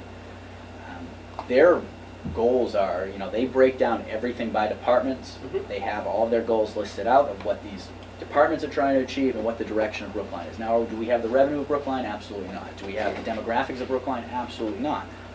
But I think to start and to commit some of this to paper will help resolve a lot of the uncertainty in the community.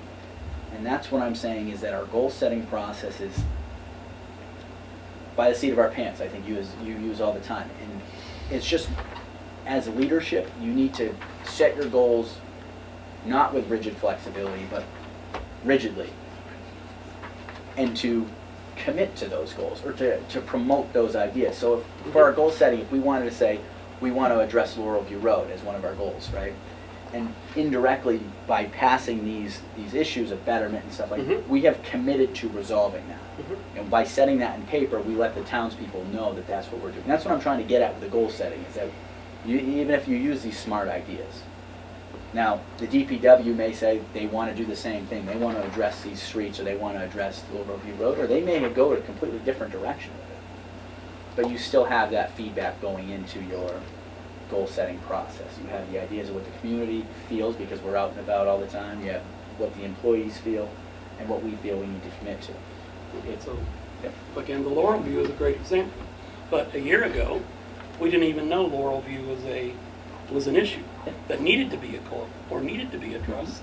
So how could we have set a goal a year ago that says we need to address Laurel View?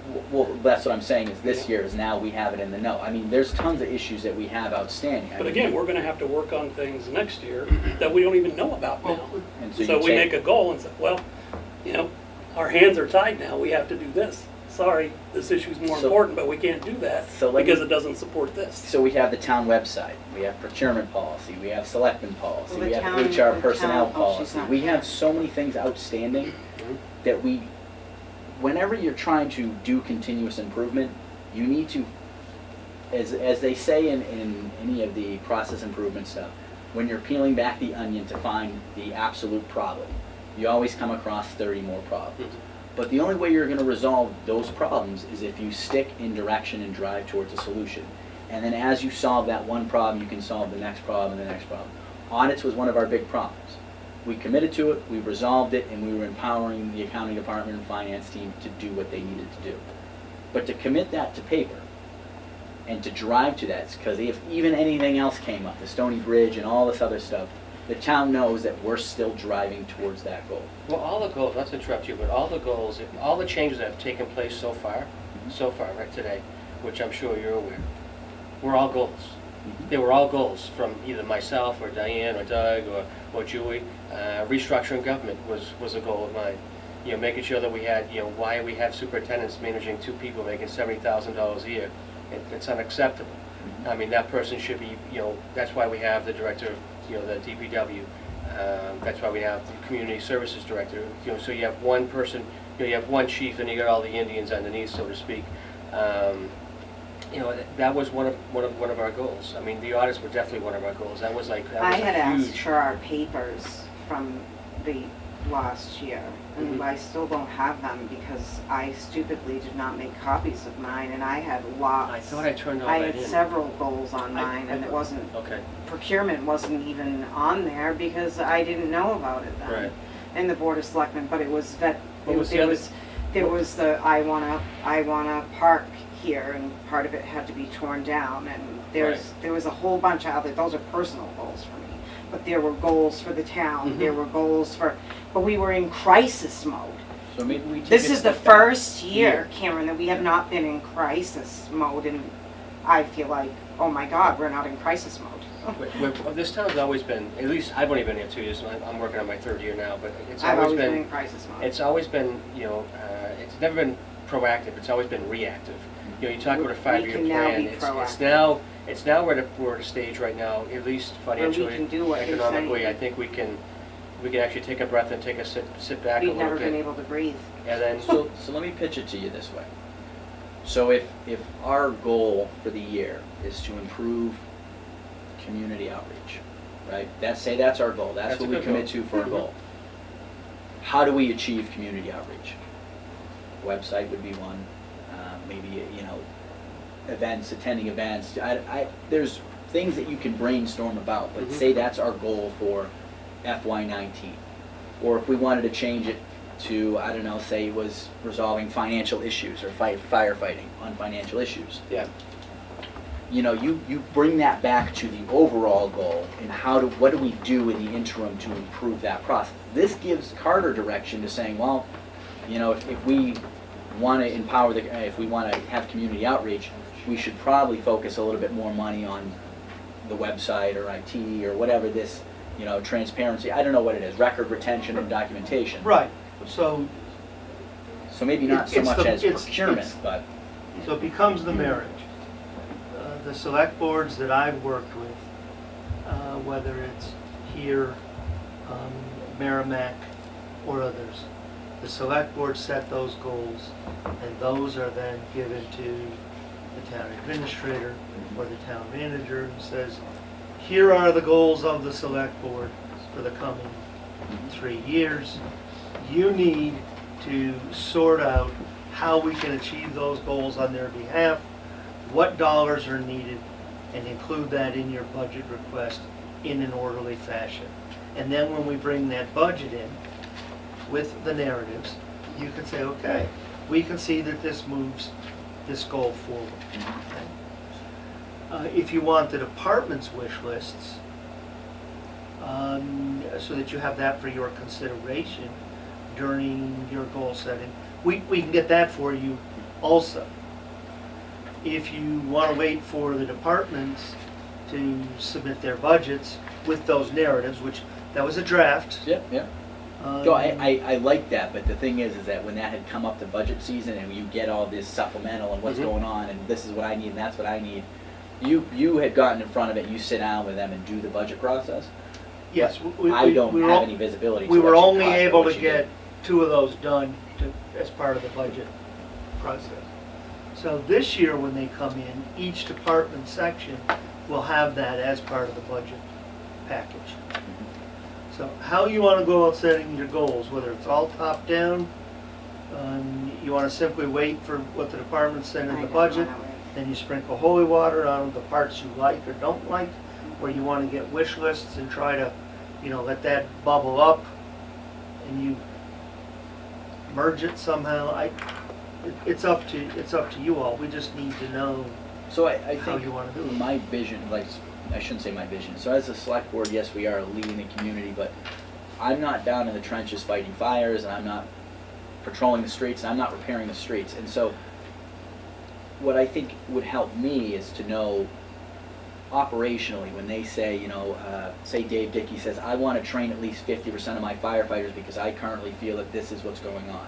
During budget season, that gets dropped on me, and I say, well, I never knew this was an issue. We have under-trained firefighters or anything like that. So when that gets dropped on me, I'm not saying we have any under-trained firefighters, by the way. But Disclaimer. But at that point, I mean, that's by getting in front of that. That's why I'm saying with the goal settings, if maybe we're focusing on employees, right? If maybe our whole theme for this year was HR and improvement or something, maybe training is something we need to look at, and how do we get these people the qualifications and certifications? Because I wouldn't know that was an issue unless somebody from these departments said, we have X, Y, and Z issues. Then we need to add that to the weekly report. I mean, I read the weekly reports and it tells me what I do, but I visit every department. And I sit down and I talk to them. My goal for this year is, we're not gonna go another year without a police officer. That's my goal. And so I guess that adds to another process of setting goals. What value does that drive? I'm not putting you on the spot for that value, but that's what we seriously need to get to. Is what is the value does that what the goal police bring? chief wrote in his memorandum last year with 90 domestic calls and all the calls that they're handling, and I'm not putting you on the spot. I'm no, just saying that. No, I'm just saying, but that's why. Yeah. So But that's what every we need to year look at, is departments value. come before us Yeah. and they tell us and they defend their budgets to us.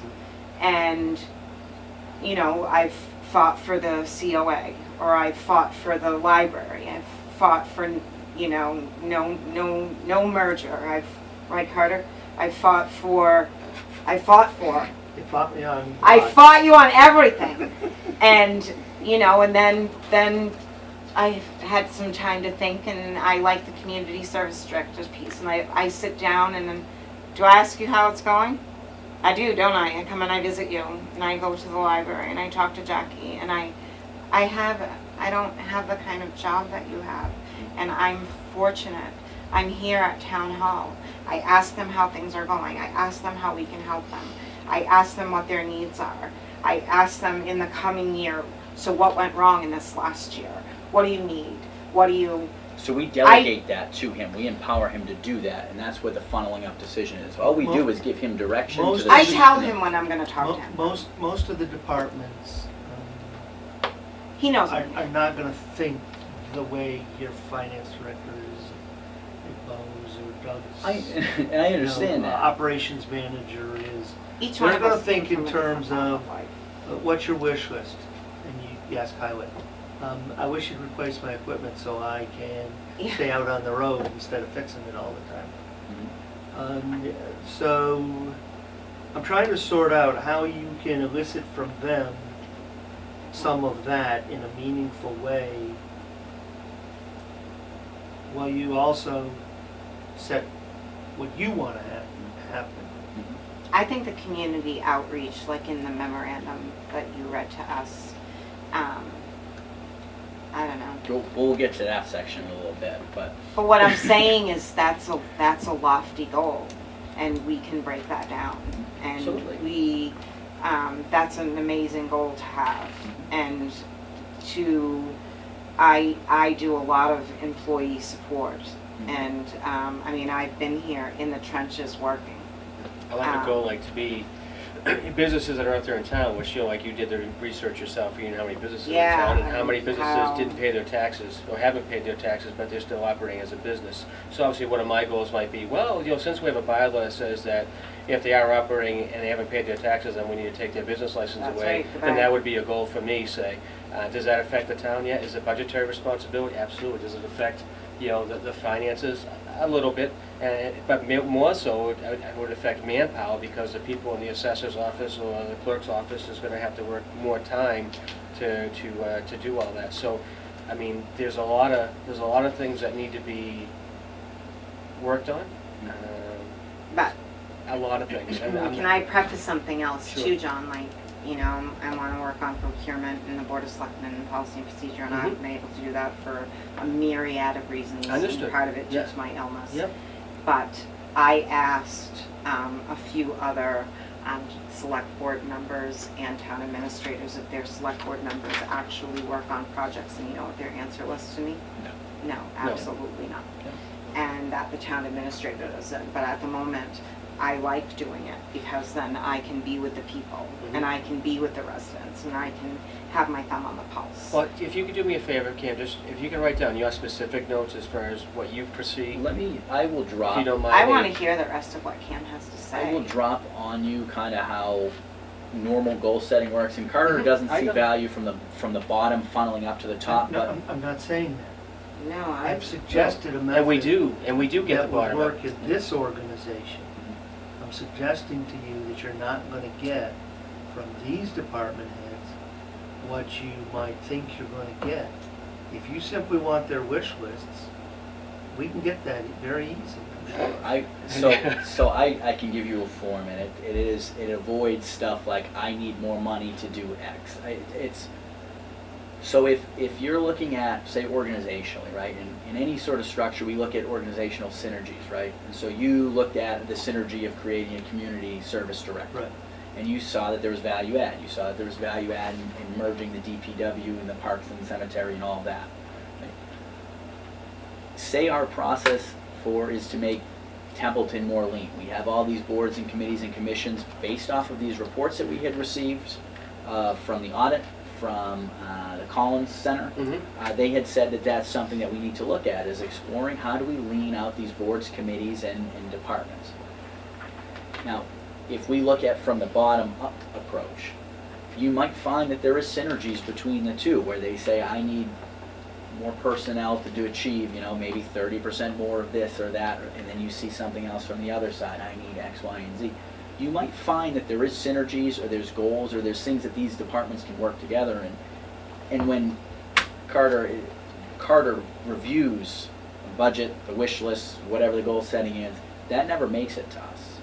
And so it's good for us to be grounded on what the department heads want. I mean, individual employees should funnel their concerns to the department head, they should flow to the town administrator, but it's still a good time to review what people's wishes, wants, their goals. And it comes to you. It's in your budget book. Here's what they asked for. Way too late for me. Here- It's for the, you can use that for the following year. So we should be looking at next year, right when July 1st comes around. We should be looking straight ahead. I mean, there's no way that you're going to be able to say, if you wait till December to start crafting the budget, which I think is what we typically do,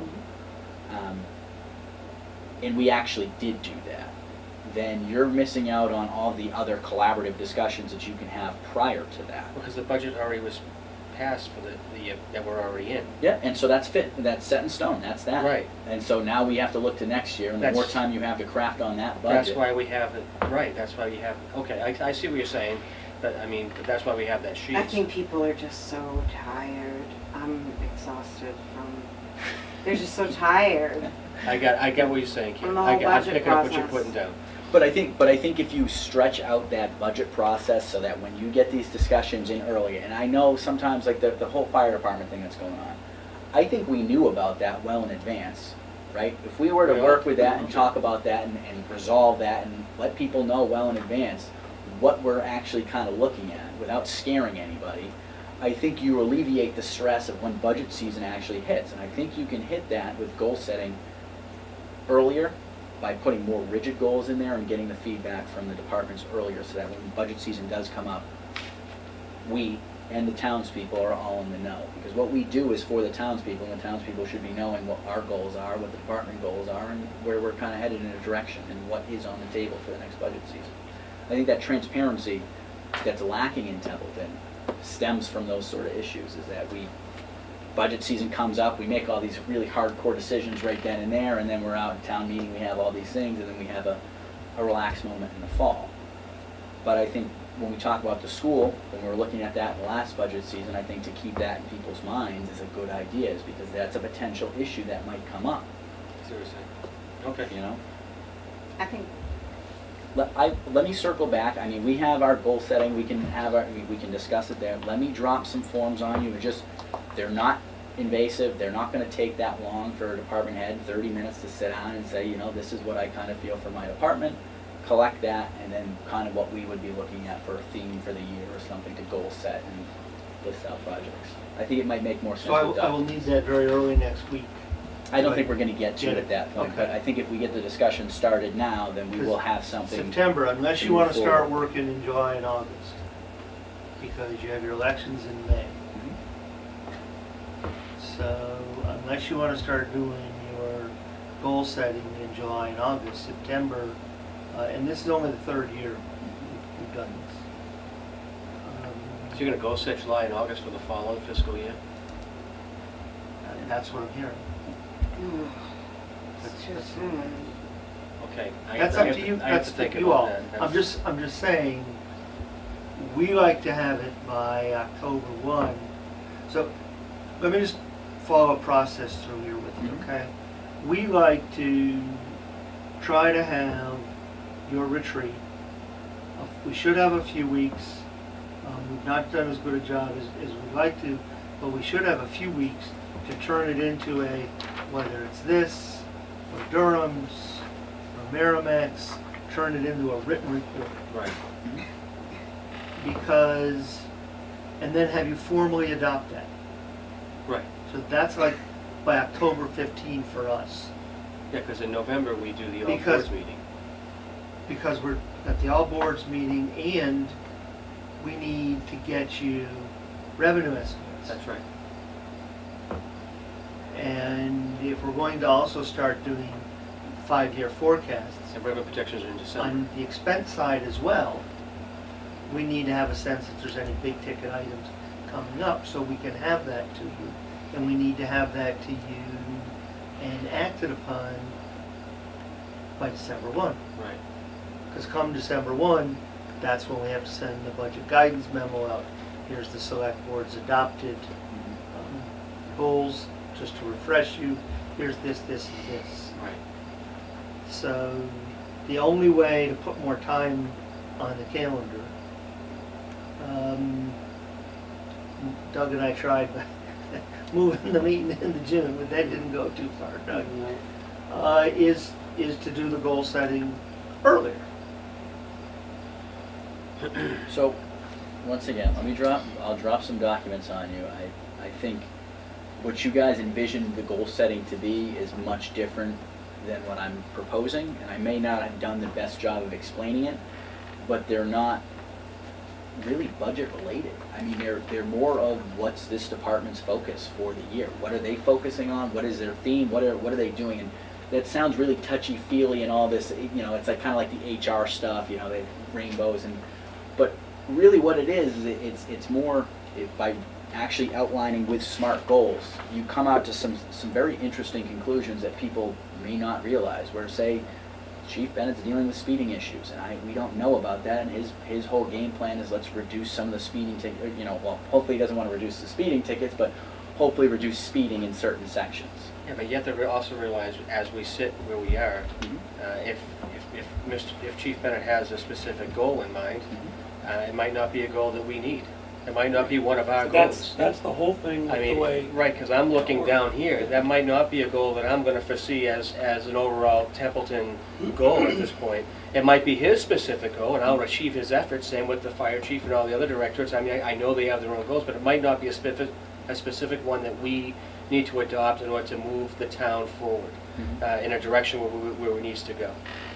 So just keep that in mind. I mean, it might not be something, I mean, because we're going to get their dream sheets or their wish list or whatever you want to call it. And I know, you know, and some of it's not even a dream. Some, like the Scott Paxton Fire Department, those things expire all the time. So, I mean, he's always looking for $10,000, $20,000, $30,000 to replace those. And that's his goal, to be on some type of cycle. Chief Bennett's cycle to have a new cruiser every single year, which is one of his goals. But that might financially be a goal for us. We have. But So if that, say one of his goals was to replace some of his capital fleet, and say that was the DPW's goal, and say that was the sewer department's goal, and say that was, then we obviously have a capital rolling stock issue that we need to resolve. And so that's what I mean by when you highlight departments who are in the trenches doing these things, you find synergies or commonalities between the departments that we can better set our goals and see what really needs to be addressed departmentally. That may not be in tune with what we need. I mean, does Chief Bennett really care about the 2015 audits? I don't think that's just not in his scope of duty. He shouldn't care about that. Right, he's got more. But there are certain synergies and commonalities between these departments that I'm trying to highlight. And I think that benefits us in the long run. Yep, and I think that the town as a whole, I think it's in the newspaper as well, that Templeton's rolling stock fleet is deplorable, and it's been deplorable for about, a few years now. And Like some, 100 years. and some of it, and we're coming, it's a slow process. But again, most of those goals were goals that we had. I mean, to get a new truck, that was one of our goals. Absolutely. And we fulfilled that goal. I think we haven't done a good job putting it on paper. Right. Cameron's right. Yeah, I think, again, this was the second or third year? This will be the third. This is our third year of doing this I operation. think we're going in the direction of letting the departments drive the train.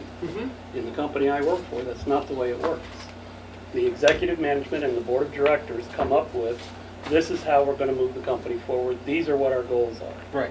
Now it comes to the department and says, okay, here's the goals of the organization, what are you going to do, what are your goals that are going to support this? That's right. If reducing speeding tickets doesn't support this, you're not Then doing you it. can't do that. But it's not, I want to reduce speeding tickets that's driving what's happening here. So These are what's going to move the organization forward. What are you going to do to support that? Right. So since we don't have those filters, we are not a very large structure here. In a corporation of 20,000 employees, there's 37 vice presidents, and there's 15 executive vice presidents, and there's one CEO, and there's a CFO, and there's a CAO, and there's all these different executive officers. How do those funnel up to the chief executive officer? Well, at first it goes through one filter where one manager says, I have an issue, and it goes to his department head, and the department head says, I have an issue, and eventually it gets up to the CEO. But these department heads are the ones that filter out, is this an issue or is this not an issue? Okay, yeah, everybody wants more stuff, but I see value add in bringing this forward. So, Carter, if you want to But act you're as not the filter- asking them, what do you want? So You're one, asking them, what are you going to do to support this? in one You're committee. not asking Hold on, them, Carter, hold on a what do you second. want to do? That's not the question you're asking them. The question is, this is what we're doing, what are you going to do to support this? So the CEO, So in IT, No, for I know where you're example, going with this, we yeah. want to upgrade the computer. yeah, Well, upgrading the computer would be great. Yep, it'd make things cheaper, it'd make things faster. But is that going to really move the company forward? Is that going to really help the company as a whole achieve these three goals that the board of directors and the executive management have agreed this is So what do we're you gonna think do. those guys are really that smart that they would know down at the very bottom level that their infrastructure is deteriorating? No, but if there's a we- guy that but- supplied them that no, information that said but- we need to revitalize our capital stock or our computers or Right. IT And infrastructure. But again, you And know, they do, they're not to interrupt, but they do. At the budget season, when we received that notification from them of how their process, no, we are. This is good dialogue, and I like it. I do. But again, when you We compare, are, but we're not, I feel like we're not getting to the end goal, and I really want to hear what else Cameron has to say. okay, all right, let's So move on. We'll table that, We'll and table I'll that, get you we'll some of the move on. documents that I'm talking about, And and then we'll float that. just send it to Carter, so then Carter, you can send it up to us, But- please. but Before we move on, I just laid out a schedule by which, I know, if yeah. I'm gonna give budget direction to the departments, I need something, and if you're going to do the workshop on the 19th, Well, it's already the, Cameron's gonna send me some forms on Carter. Monday. Proceed with the process. There is some sort of process in place. it's through the financial policy that we have in place as well. Well, as Rome the wasn't rec- built in a day, and I don't think Templeton's gonna change overnight, so Well, it's just something that we as a board need to work through No, but and it's we're gonna made be- aware of. I'd like to see those. It's gonna be like the eval form I sent out. Mhm. Slow, painful Gotcha. iterations. Mhm. Yep. You know, because we don't have time for me to write that personnel eval form and then spend 3 months with people saying, what do you think? Mhm. So instead, on some issues, I say, where's the eval form? And everybody says, there is no eval form. I don't know. We just I end did up it. writing it and sending it out and say, use it. And then tell me what problems there are, so we can try to fix them. So, may I assume for the moment that this is what you're gonna use Yep. for the upcoming retreat? Please can somebody find my stuff? Yes, for now. Yes. Yeah. All right, And I'd be interested in seeing the other, just to see it. so then we're on to revenue streams E. So revenue streams, what I was trying to Yep. get at in my speech, Mhm. we have an override coming. We obviously have expenses that we need to pay for. And I know Dr. Cassman doesn't like me saying that, but it was discussed and it is a very distinct possibility. Although the numbers haven't come back, what we need to do is, as a team, find ways to improve revenue. And it's a very tough and difficult thing to do. Now, I've heard from most of you saying, and I think it was actually John that said this when you guys addressed this, we had been doing X or we had been doing Y, we had been doing Z, and that we couldn't really achieve revenue streams. It wasn't a big focus of ours. There are a lot of departments, the EDIC, I know we have that set up, and we set them up with a charge. They're not fully staffed. We could outreach to try to find people to staff that position. The other thing is that Massachusetts has so many different resources dedicated to helping improve economic development. And so I actually got an email today from a gentleman, Peter Milano, who works for the Massachusetts Business and Development Department of Massachusetts. I don't know what it is, but it's Business and Development. Office of Business Development. Yeah, and MOPD. so he actually sent me an email tonight, and he says there is an open session with the VP of that department, as well as Peter Milano, who's our regional economic director. It took me probably a whole 5 minutes to reach out to him, if that. I mean, most of that was spent, is this the right word to send to this type of guy? But I think these are the avenues that we need to explore as a board, because this meeting is about, with experts. It's a 30-minute meeting that you're going to organize a time slot for, and then they run you through, this is what you should be exploring. There's tax incentives, there's employment incentives, there's even one where we have, say a company, Space Edge Technology, which seems to be growing. We need to have some sort of, not hand, I don't want to say hand, but maybe a hand, an extended hand to say, hey, we're here to help you. How do we help you grow? What can we do for you? Do you want a TIF? Do you need a TIF? Is there any way that we can apply for grants on your behalf? And one of the things that Business and Development does is they offer an employee training incentive. So they offer up to $500,000 to companies that need to train their staff to do something as an incentive. So we can apply on their behalf to get that fund to somebody like Space Age Technology. So if they need to hire or train staff, they can do that and grow their business. This is the revenue streams that I'm talking about. It's not the stuff where we can pull out a Walmart and plop it down. It's getting creative with how do we connect with businesses, how do we develop economically as a community. And I think that's something that shouldn't take us that long to really do. I mean, if we're spending X amount of time talking about goal setting, I think it's very easy for us to, So it's develop some type of business outreach program?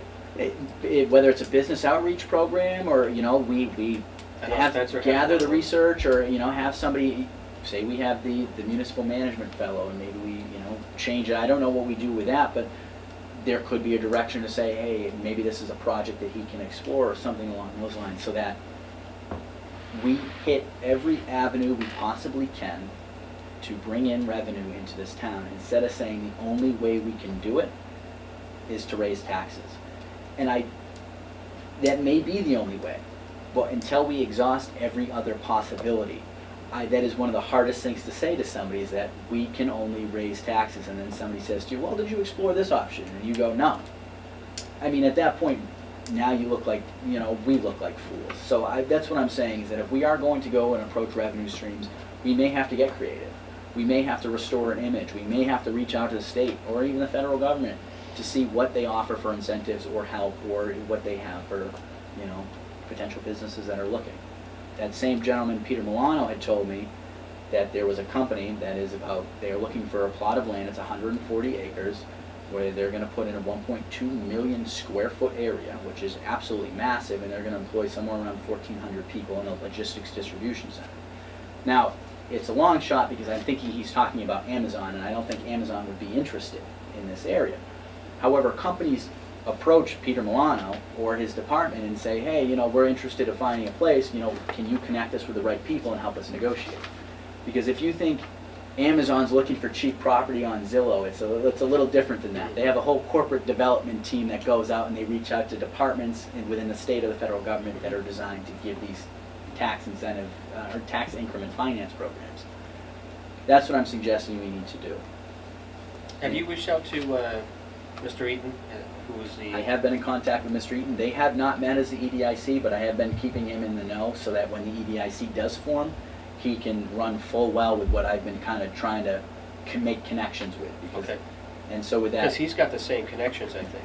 He does, but he has a little bit different connection. So he actually has a few people down at Mass Biz and Dev, Mm-hmm. but he hasn't, when I talked to Peter Milano, our regional guy, he says he's never heard of Glenn Eaton, or he's never communicated with him. Okay. So he might have heard of him, but he's never directly communicated with him in the Templeton capacity. Okay. So I think that's what I'm trying to get at with just the revenue streams in general, is that we really need to start exploring those options Yeah. sooner rather than later, because Well, we're kind of stuck to, and I'm sure Mr. Eaton will talk to you a little more about that, as far as, Templeton, prime Templeton real estate that we need to sell and, to Boston and to major corporations and companies, because we're, since that car dealership took a large chunk on that corner, it really limits the availability of space now, because... but I would argue I wish that that people would remember, John, say that in a positive light, because It's in a positive light. we don't get to control No.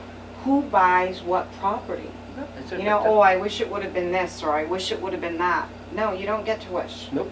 The land was available. Someone bought This it. is the company that bought it. It's on the rent roll, and we should be happy Oh, about that. I'm very happy. but you can influence decisions, and that's kind Right, of but where these are the we people need to who head. wanted to come in and buy that property, and I'm sure that, And Mr. Eaton will give you So- some insight too, like especially where, they always Bob talk about Markle that. and I had looked into some of that too, Kim, when he was here, and we looked into brownfields because of some of the dirty land that we have here. And Yep. Bob Oh, is that involved ended in up it? leaving as a woman came in, and I still have her business card, as we were discussing some of those things, and then we were still in crisis mode.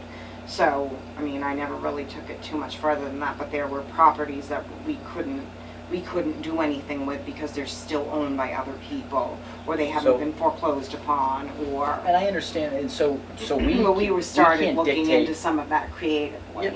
So we can't dictate on our end this car auction site that is going off, I think, exit 19. But we still have other land. I'm happy that he came, because had he not came, then that's, and sorry to say, but that's less revenue than we would have gotten. I mean, soon that will be up and running, there'll be evaluation, that's At least fine. we're getting something.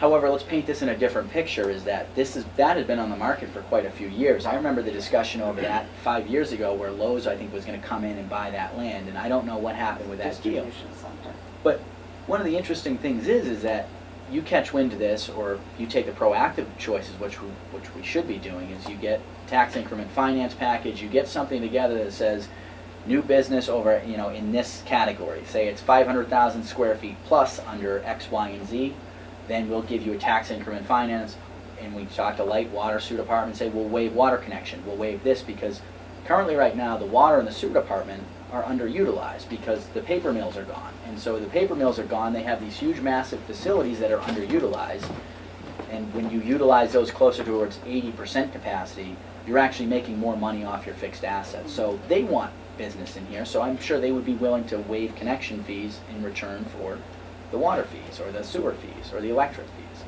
So you work with these departments in a collaborative space to say, let's find some businesses that fit what the master plan is, that I think the planning board had come out with, and target those businesses and say, let's make that piece of property a little bit more lucrative, because the bank knew it was lucrative.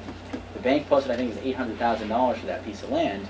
So if they're paying a premium for that piece of land, how do we adjust to say, all right, we'll save you 50% in the first year, second year, third year of taxes, and then it will go up. And that way, businesses will say, that makes sense, let's open up a business here, and in 10 years' time, the long term, Templeton starts to reap some serious tax benefit off that. Okay. And that's the proactive choice that I'm suggesting. I see what you're saying. So I don't know if you have any more to say on that, or if you approve or deny, or you don't really like that direction, or you don't think it's feasible. Let me know, because I'm one of 5. So No, I mean, I think it's definitely feasible. I mean, again, when you look at Templeton as a whole, you have to look at the areas of the town that you have the best value and the best catch with fiber and water and sewer, and you want to make sure that the infrastructure is there, that type of infrastructure, along with the size of whatever company wants to purchase whatever land based on what type of business they want to run.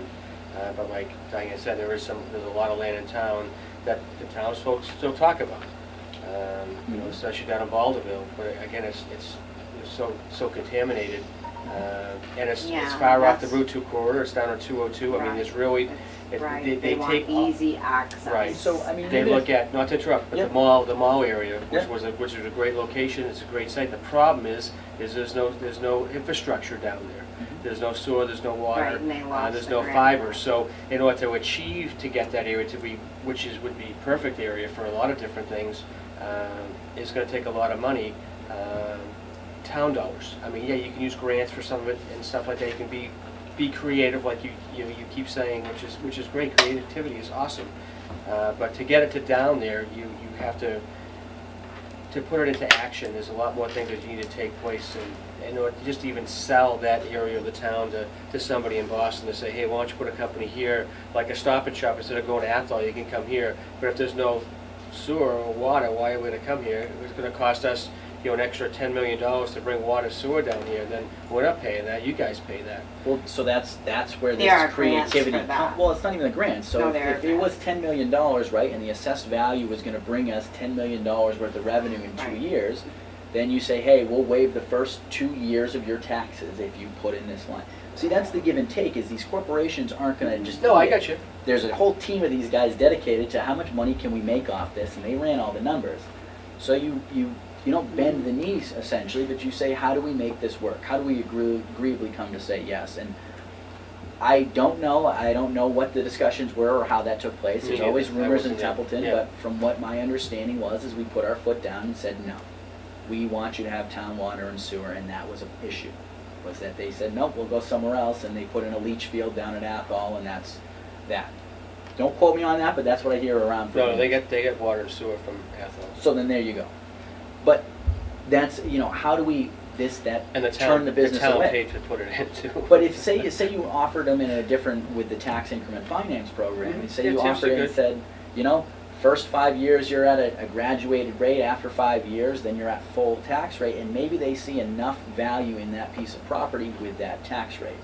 Mhm. You advertise certain industries and properties, And that's something I don't think we understand enough about. Mm. And that's why you defer to these experts like Peter Milano, who has developed these and worked with these and you know, other people in that space. So I see what you're saying.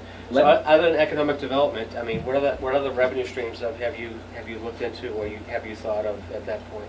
I mean, other than just that piece. So I mean, revenue. So I'm hard pressed to say on different revenue streams because we have enterprise funds. So excluding the enterprise funds, licensing, permitting, things like that. I mean, you have. Why don't we raise the building permit fees? But do we have enough new construction? Is there demand for Yeah, that? we Or did that. We already did that. and that's what I'm saying is you explore all these sort of options Oh, we going did. straight down there. We We increased rose ambulance ambulance rates. fees. We We increased did all that, every I rate think, has been just increased in before this you were town elected. across the board Yeah. to again, not to just raise it because we want to raise it. We were No, to we be raised it to competitive be in line with other everybody towns. else, because we were so far behind the times. In fact, I mean, for an instance, the ambulance was billing BOS rates for AOS services for close to 8 months. Yep. When you talk dollars, that's a lot of money that's lost. So then you have another revenue stream, which is grants. I Yep. mean, so let's look at grants then, if you And want we, to talk about believe other me, revenue streams. every department, which I have to applaud everything that they do, from the Council on Aging to what they do as far as grant utilization and free dollars from the Commonwealth. And grant writing is tough. And grant writing is tough, but the And chief. That's where I was going to go. Is grant writing is tough, and Yep. it's a very competitive space, and it's very tough to get everything in there to apply for the grants. And It's we all looked legal. at a grant writer in Phillipston. I think he came from Phillipston, and this highly recommended grant writer, and based on the grants that we were receiving from CBG or using Mike Pinkpeng or using the fire, police. Chief Bennett does a great job with writing grants. I mean, he has a 911 grant every single year. I know Chief Dickey is getting more involved in grant writing because I know they're doing some great stuff. In fact, which I don't know if Templeton is aware, they just got a piece of equipment that was just donated. It's a chest compression device. It's like a $10,000 piece of equipment that was actually donated to them at no cost, which is a fantastic piece of device that was being donated.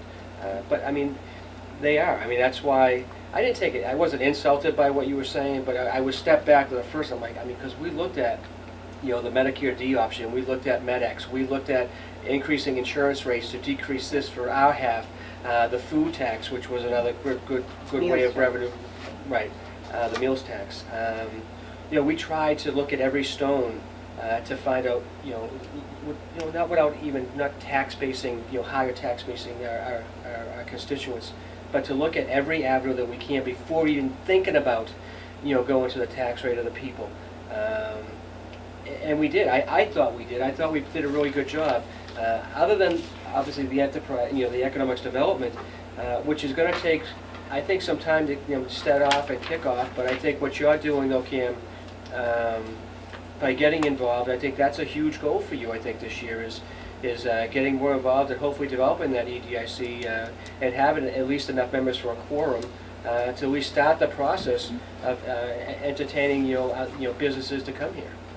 And so I mean I've been doing that as much as I can in the back end and making connections with people, and Bose has actually been a great asset on their end to kind of help me, because on the corporation side they've actually empowered me quite a bit to explore that space. Oh, that's good. And how they communicate. But so revenue streams in and of itself, I get it, we're tapped out. But there's certain things when you analyze these is, where is the money primarily? And in Templeton there is money in business, and then we have, and I think you said it beforehand, we have businesses that are operating that haven't paid their taxes. Correct. And so that's something that has just recently come to light. Mm-hmm. But would that have come to light under different circumstances if one of our focuses was that, or if we had looked into this a little bit further and been a little bit more involved in the numbers? Now, I can't fault the finance team. They've been literally putting out fires since they were hired, Kelly. So I applaud her on that aspect. But this is something that I think, even if we have a revenue review, or I don't know how you get around it, but something where we kind of look in and look at comparables and look at comps and how do we drive revenue the best we can, so we don't have to go to these overrides, we don't have to do these huge tax increases. Well, that's why we hired him.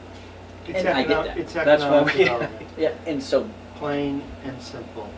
You got 4 businesses that are behind on paying their personal property tax or something, and it doesn't even move the needle on it. Hmm. A letter went out today, you're 3 months behind, and if you don't pay this by such and such a date, you know, I'm gonna have to ask the selectmen to hold a show cause hearing to revoke your license. Right. That's gonna come across as anti-business, not pro-business. You It's know, about economic development, and that requires people that can spend some time and effort on it. There are some things we can do in-house. So when the developer comes in the other day and he says something like, can I meet with this and that, and they're told, well, sure, you know, the building inspector's here on Wednesday night. And I said, time out. We will put in a room for you, the police chief, the DPW, the fire chief, the Concom, the planner. We will do a scoping session. Some would call them technical review committees, so that we can make your life as simple as possible. Right. And the staff was sort of like, oh, okay. I guess that makes sense. So there are some things we can do at the staff level, but we don't have people to put in the trenches on this right. Right. We don't have people for once a month to go visit a business, fill in anything. How you doing? What's expansion look like? What can we do to help you? We need that EDIC staffed with knowledgeable, driven folks who have some time on their hands. Well, even Gardner, as a small city as Gardner is, and you know what their tax base is like, and you know what their tax revenue is like, they have a full-time EDIC. Yeah, They but have it four- took years. They have 4 to get full-time people there, and that's all That's all they do. focus on. Yeah. You Just look at a that. town like this, which, again, this is a great It took community. Orange a long time. It took Athol a long time. It doesn't take a year. It took Athol years in the making 10 to years. get that mall. 10 years. To Took get them 10 that years. mall. And that's- It wasn't just because we didn't get it that they got it. They worked at that, and that rumor is only half true. So, but we understand what you're saying. So definitely EDIC is the way to go, and I think maybe, you know, that's going to be a goal of mine this year as It well. stinks that it takes that long, and we've had more luck getting volunteers lately than we have had in the past. And all the research that you're doing in the background, I applaud you, Cameron. Thank you. You're welcome. Thank It's a you. lot of work and a lot of time and a lot of It is. connection. And honestly, Cameron, it's only going to help you too in the end. Oh, no, I understand that full well. It's just, the biggest thing that I see as you know, when we face a problem, I always hear what's stopping us from solving it. And I think we need to change that mentality of, let's just, you know, we lay out all the cards and say, all right, we're absolutely tapped out on revenue streams, let's raise taxes. And I think, I don't like that either, and I don't like the idea of a override, and I don't like. I definitely don't like it. When you said in your speech that, you know, the school need an override and we need to support that, it's very unfortunate that this year I can't right now. Because, I will preface that by saying, we lost $618,000 that our students are going somewhere else. And until I know, and I know full well, why we are losing our students, 618,000, why would we need an override? Did you know that? I did, but we also get a lot more coming in. than I we don't have. care about what's coming in, I care about what we're losing. We're asking the town for an override, but no one can answer me as to why. That angers me. That would be up to Dr. Cassavant to explain that to you. I asked. Okay. I don't have the answer for you. So. But I've walked through their budget. These are the conversations we need to have now. Yeah. And we need And to have the them town with the needs school to committee. know. The Right. school committee. So that's one of the other things we have relation. I mean, this is getting late I here. I know. don't want to kill anybody, but G is something that we can discuss at length about that as well. So I believe in your weekly report, Yeah. it's later than I would have hoped for, but they have scheduled in all boards. I'd like to see a smaller working group that Yeah. meets on a regular Yeah. And that's something that I've talked to the chairwoman of the school committee about continuously about improving those relationships. We can get to that at G. So E will put down, I'm going to continue to drive down that path. I'm not acting alone. I'm merely gathering a lot of information and making connections and ties on E. Revenue streams with, specifically with economic development. That's One of the challenges on economic development, just so you understand. Yep. Is we don't control either of the utilities.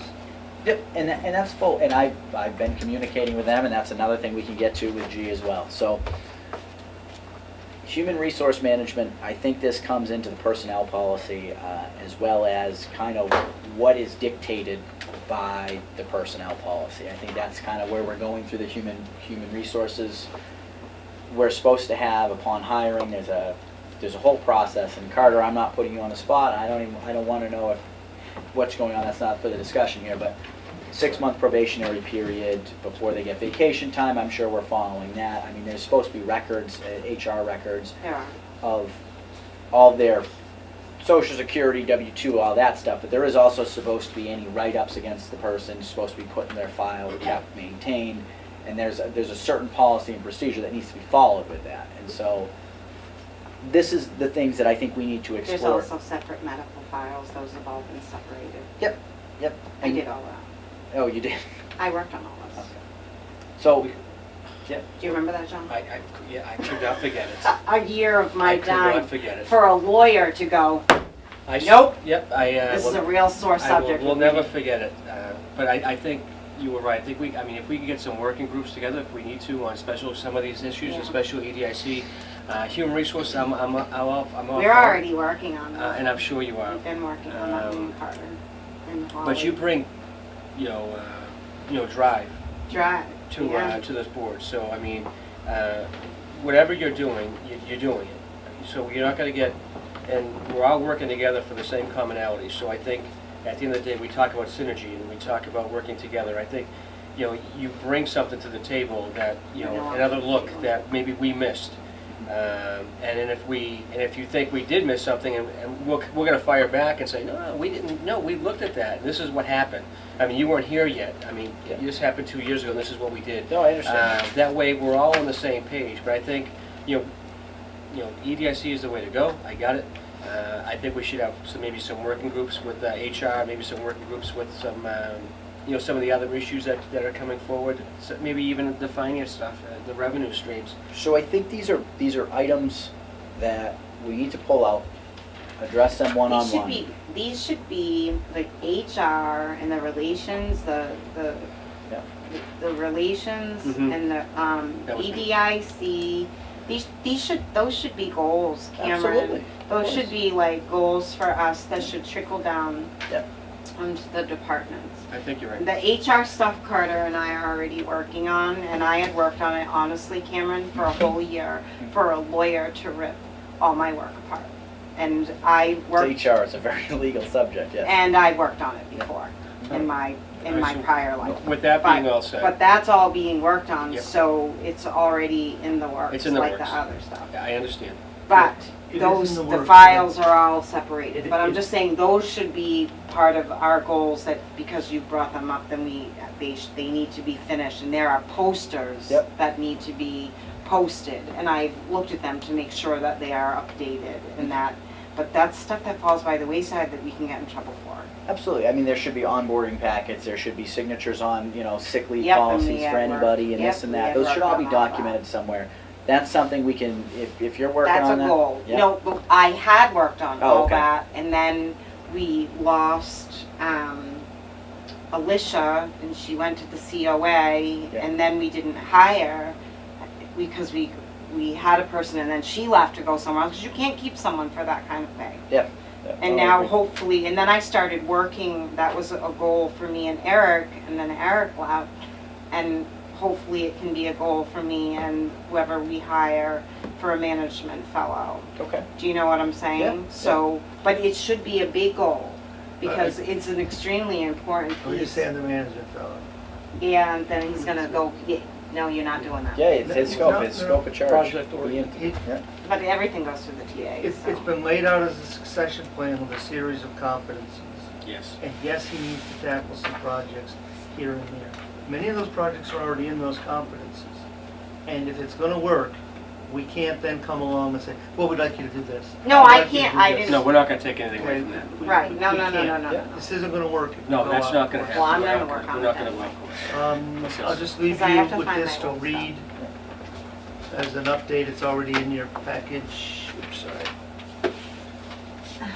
And so, lastly, just on G here, relationships with others, the school, business, neighbors. This too. Yes?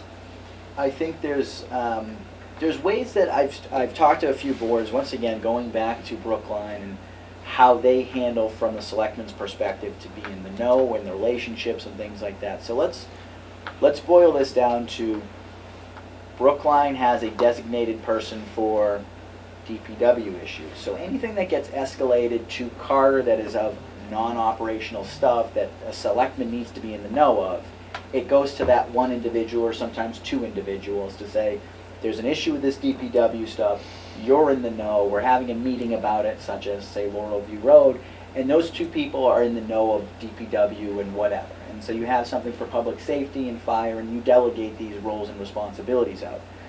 So it makes Carter's job a little crazy if, say, he gets something from the chief and saying, you know, we have, God forbid, say a bank robbery going on at Athol Savings Bank. Hopefully we all know that's going on, but at the same time, there should be two people that would rise to the task of public relations for that issue. Is, you know, the Board of Select members need to comment. Well, Carter gets something from the news and says, I suggest you talk to John, who is public safety or something like that. That's one approach. And the other approach here is to taking away that, and this is just to chew on, I don't want to keep anybody too long. School, say with the school. There should be a subcommittee between the school and us. There should be some sort of community engagement with Phillipston because we share a regional district. And kind of mending those community ties as well as entity ties.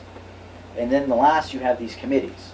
Committees that I think we could probably lean down, but in the event we can't. I mean, we have the advisory committee, which is operating in their own space. They work closely with us, or should work closely with us on the budget season and process, and I think there's room to have some sort of communication and feedback with them.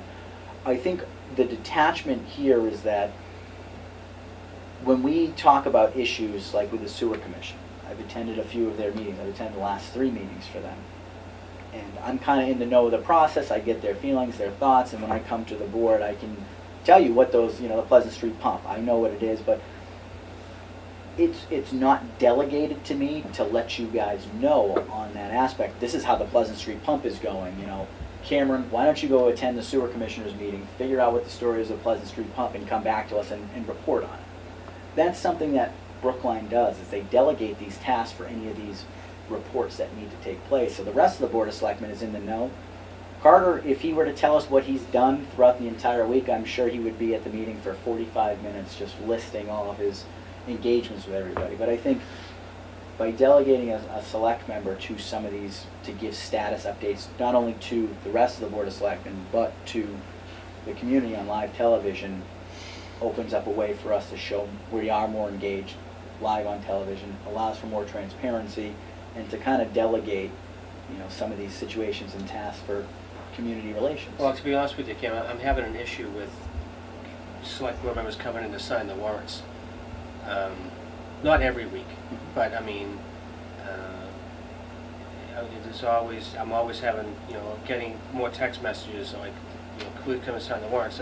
But yet here we are, we're going to try to have, because again, we all work I don't, but you guys work full-time jobs. I mean, how is it, you know, you work at Bose, and I'm not going to pull you out of Bose because, God forbid, say it was a bank robbery and you were the public relations person. First of all, We're not. after some of the last things that happened, that everybody thought that the Board of Selectmen should be in the know just like this, it doesn't work like that. There is a person at the police station dedicated to putting whatever they're allowed to on Facebook, and only what is allowed to go out. I'm not reporting on anything that happens at the police station. No, It comes from the chief, or it doesn't come at all. If it It comes from the fire department, or it doesn't come at all. That's their job. And typically it's going to come to him, then he circulates it out to Right, us if we need to know. Well, And we have a strong chief, and we also have both on the fire and the police department. And Right. with that bylaw in We place. get weekly that- reports, I hope that we're reading them. Of course. The challenge, if I might, is there are a number of communities that use the liaison approach, so that when the budget comes around, the DPW director, has kept this board member informed. The challenge becomes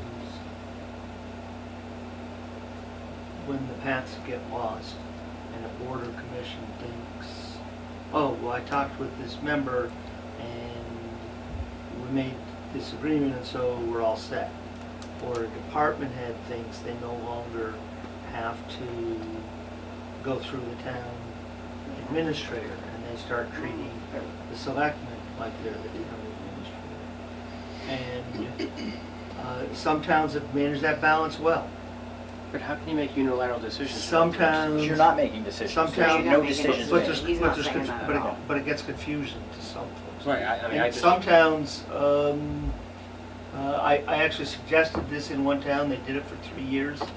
And after I left a year later, the town administrator said, this really isn't working. And the board said, yeah, the department heads are starting to come to us. It doesn't, so I don't know how you create that balance. I like the idea of selectmen really, having a better handle on what's going on and, sort of having their lane of expertise, if you will. The balance is the difficult. Yeah, then you don't have to call me anymore. Well, and typically, so as the chair, you are I would say, the face of the Board of Selectmen. So whenever it comes down to anything controversial, we're going to throw you right under the bus and Well, say, this is John Caplis, He's chair. calling me every day almost, which is I'm okay with. I'm here for that. But again, you're right. You don't make any decisions unilaterally. But if you're talking to the press, if you don't have authority from the rest of the board members, I'm not going to talk to the press. I mean, that's We're not public officials, and that's something if you say to the press, this is what the Board of Selectmen is going to do, that's a violation of what we stand for. But if I were to say to the press, I don't think X, Y, and Z is the right approach to I the see what you're subject, saying, that's fair game. We're public figures. We all deserve an opinion that should be represented publicly, and that's Absolutely. But when you act with authority on something, where if Carter says, I want the DPW director to do this, and I say to the DPW director, no, don't do that. That's dumb, don't do that. That's undermining him, and then we delegated him with that power, and by therefore undermining him, we undermine the rest of the board. Right, I I get see what you're that. saying. I'm talking on a purely reporting basis. Say Carter gets an email from the fire chief saying, hey, this truck is broken down, or something of an urgent, that Carter feels is urgent enough to just say, hey, Diane, you're the fire department representative, just FYI. That way he doesn't blast us with all these emails, we specific, and then Diane can do a follow-up if she is the expert on the fire department and just say, what's the expected time to get this relieved, all these questions, and then if we have any questions, if we bring it out, you make the statement at the Board of Selectmen meeting, oh, if this fire truck went down, and that's that. It's just a quick report that Carter might not remember to give to us, and it might make more sense to have someone from the select board state this in a meeting. That might be one of your goals, I think. That'd be another goal or objective we can put together. I don't know, I talk to all the departments, so I would feel lost on talking to them. No, I get you. I It don't doesn't mean think you can't. I don't think that would take I know. away. Don't I'm that's not just going to take saying. away, but that would be another one of those. I mean, goals. I asked because sometimes on the weekly reports it said nothing to report. You have got to be kidding me. There's no way that you don't have anything to report because you did not sit in your chair all week and stare at the blackboard because it's not possible. There's always something going on. There's just always something going on.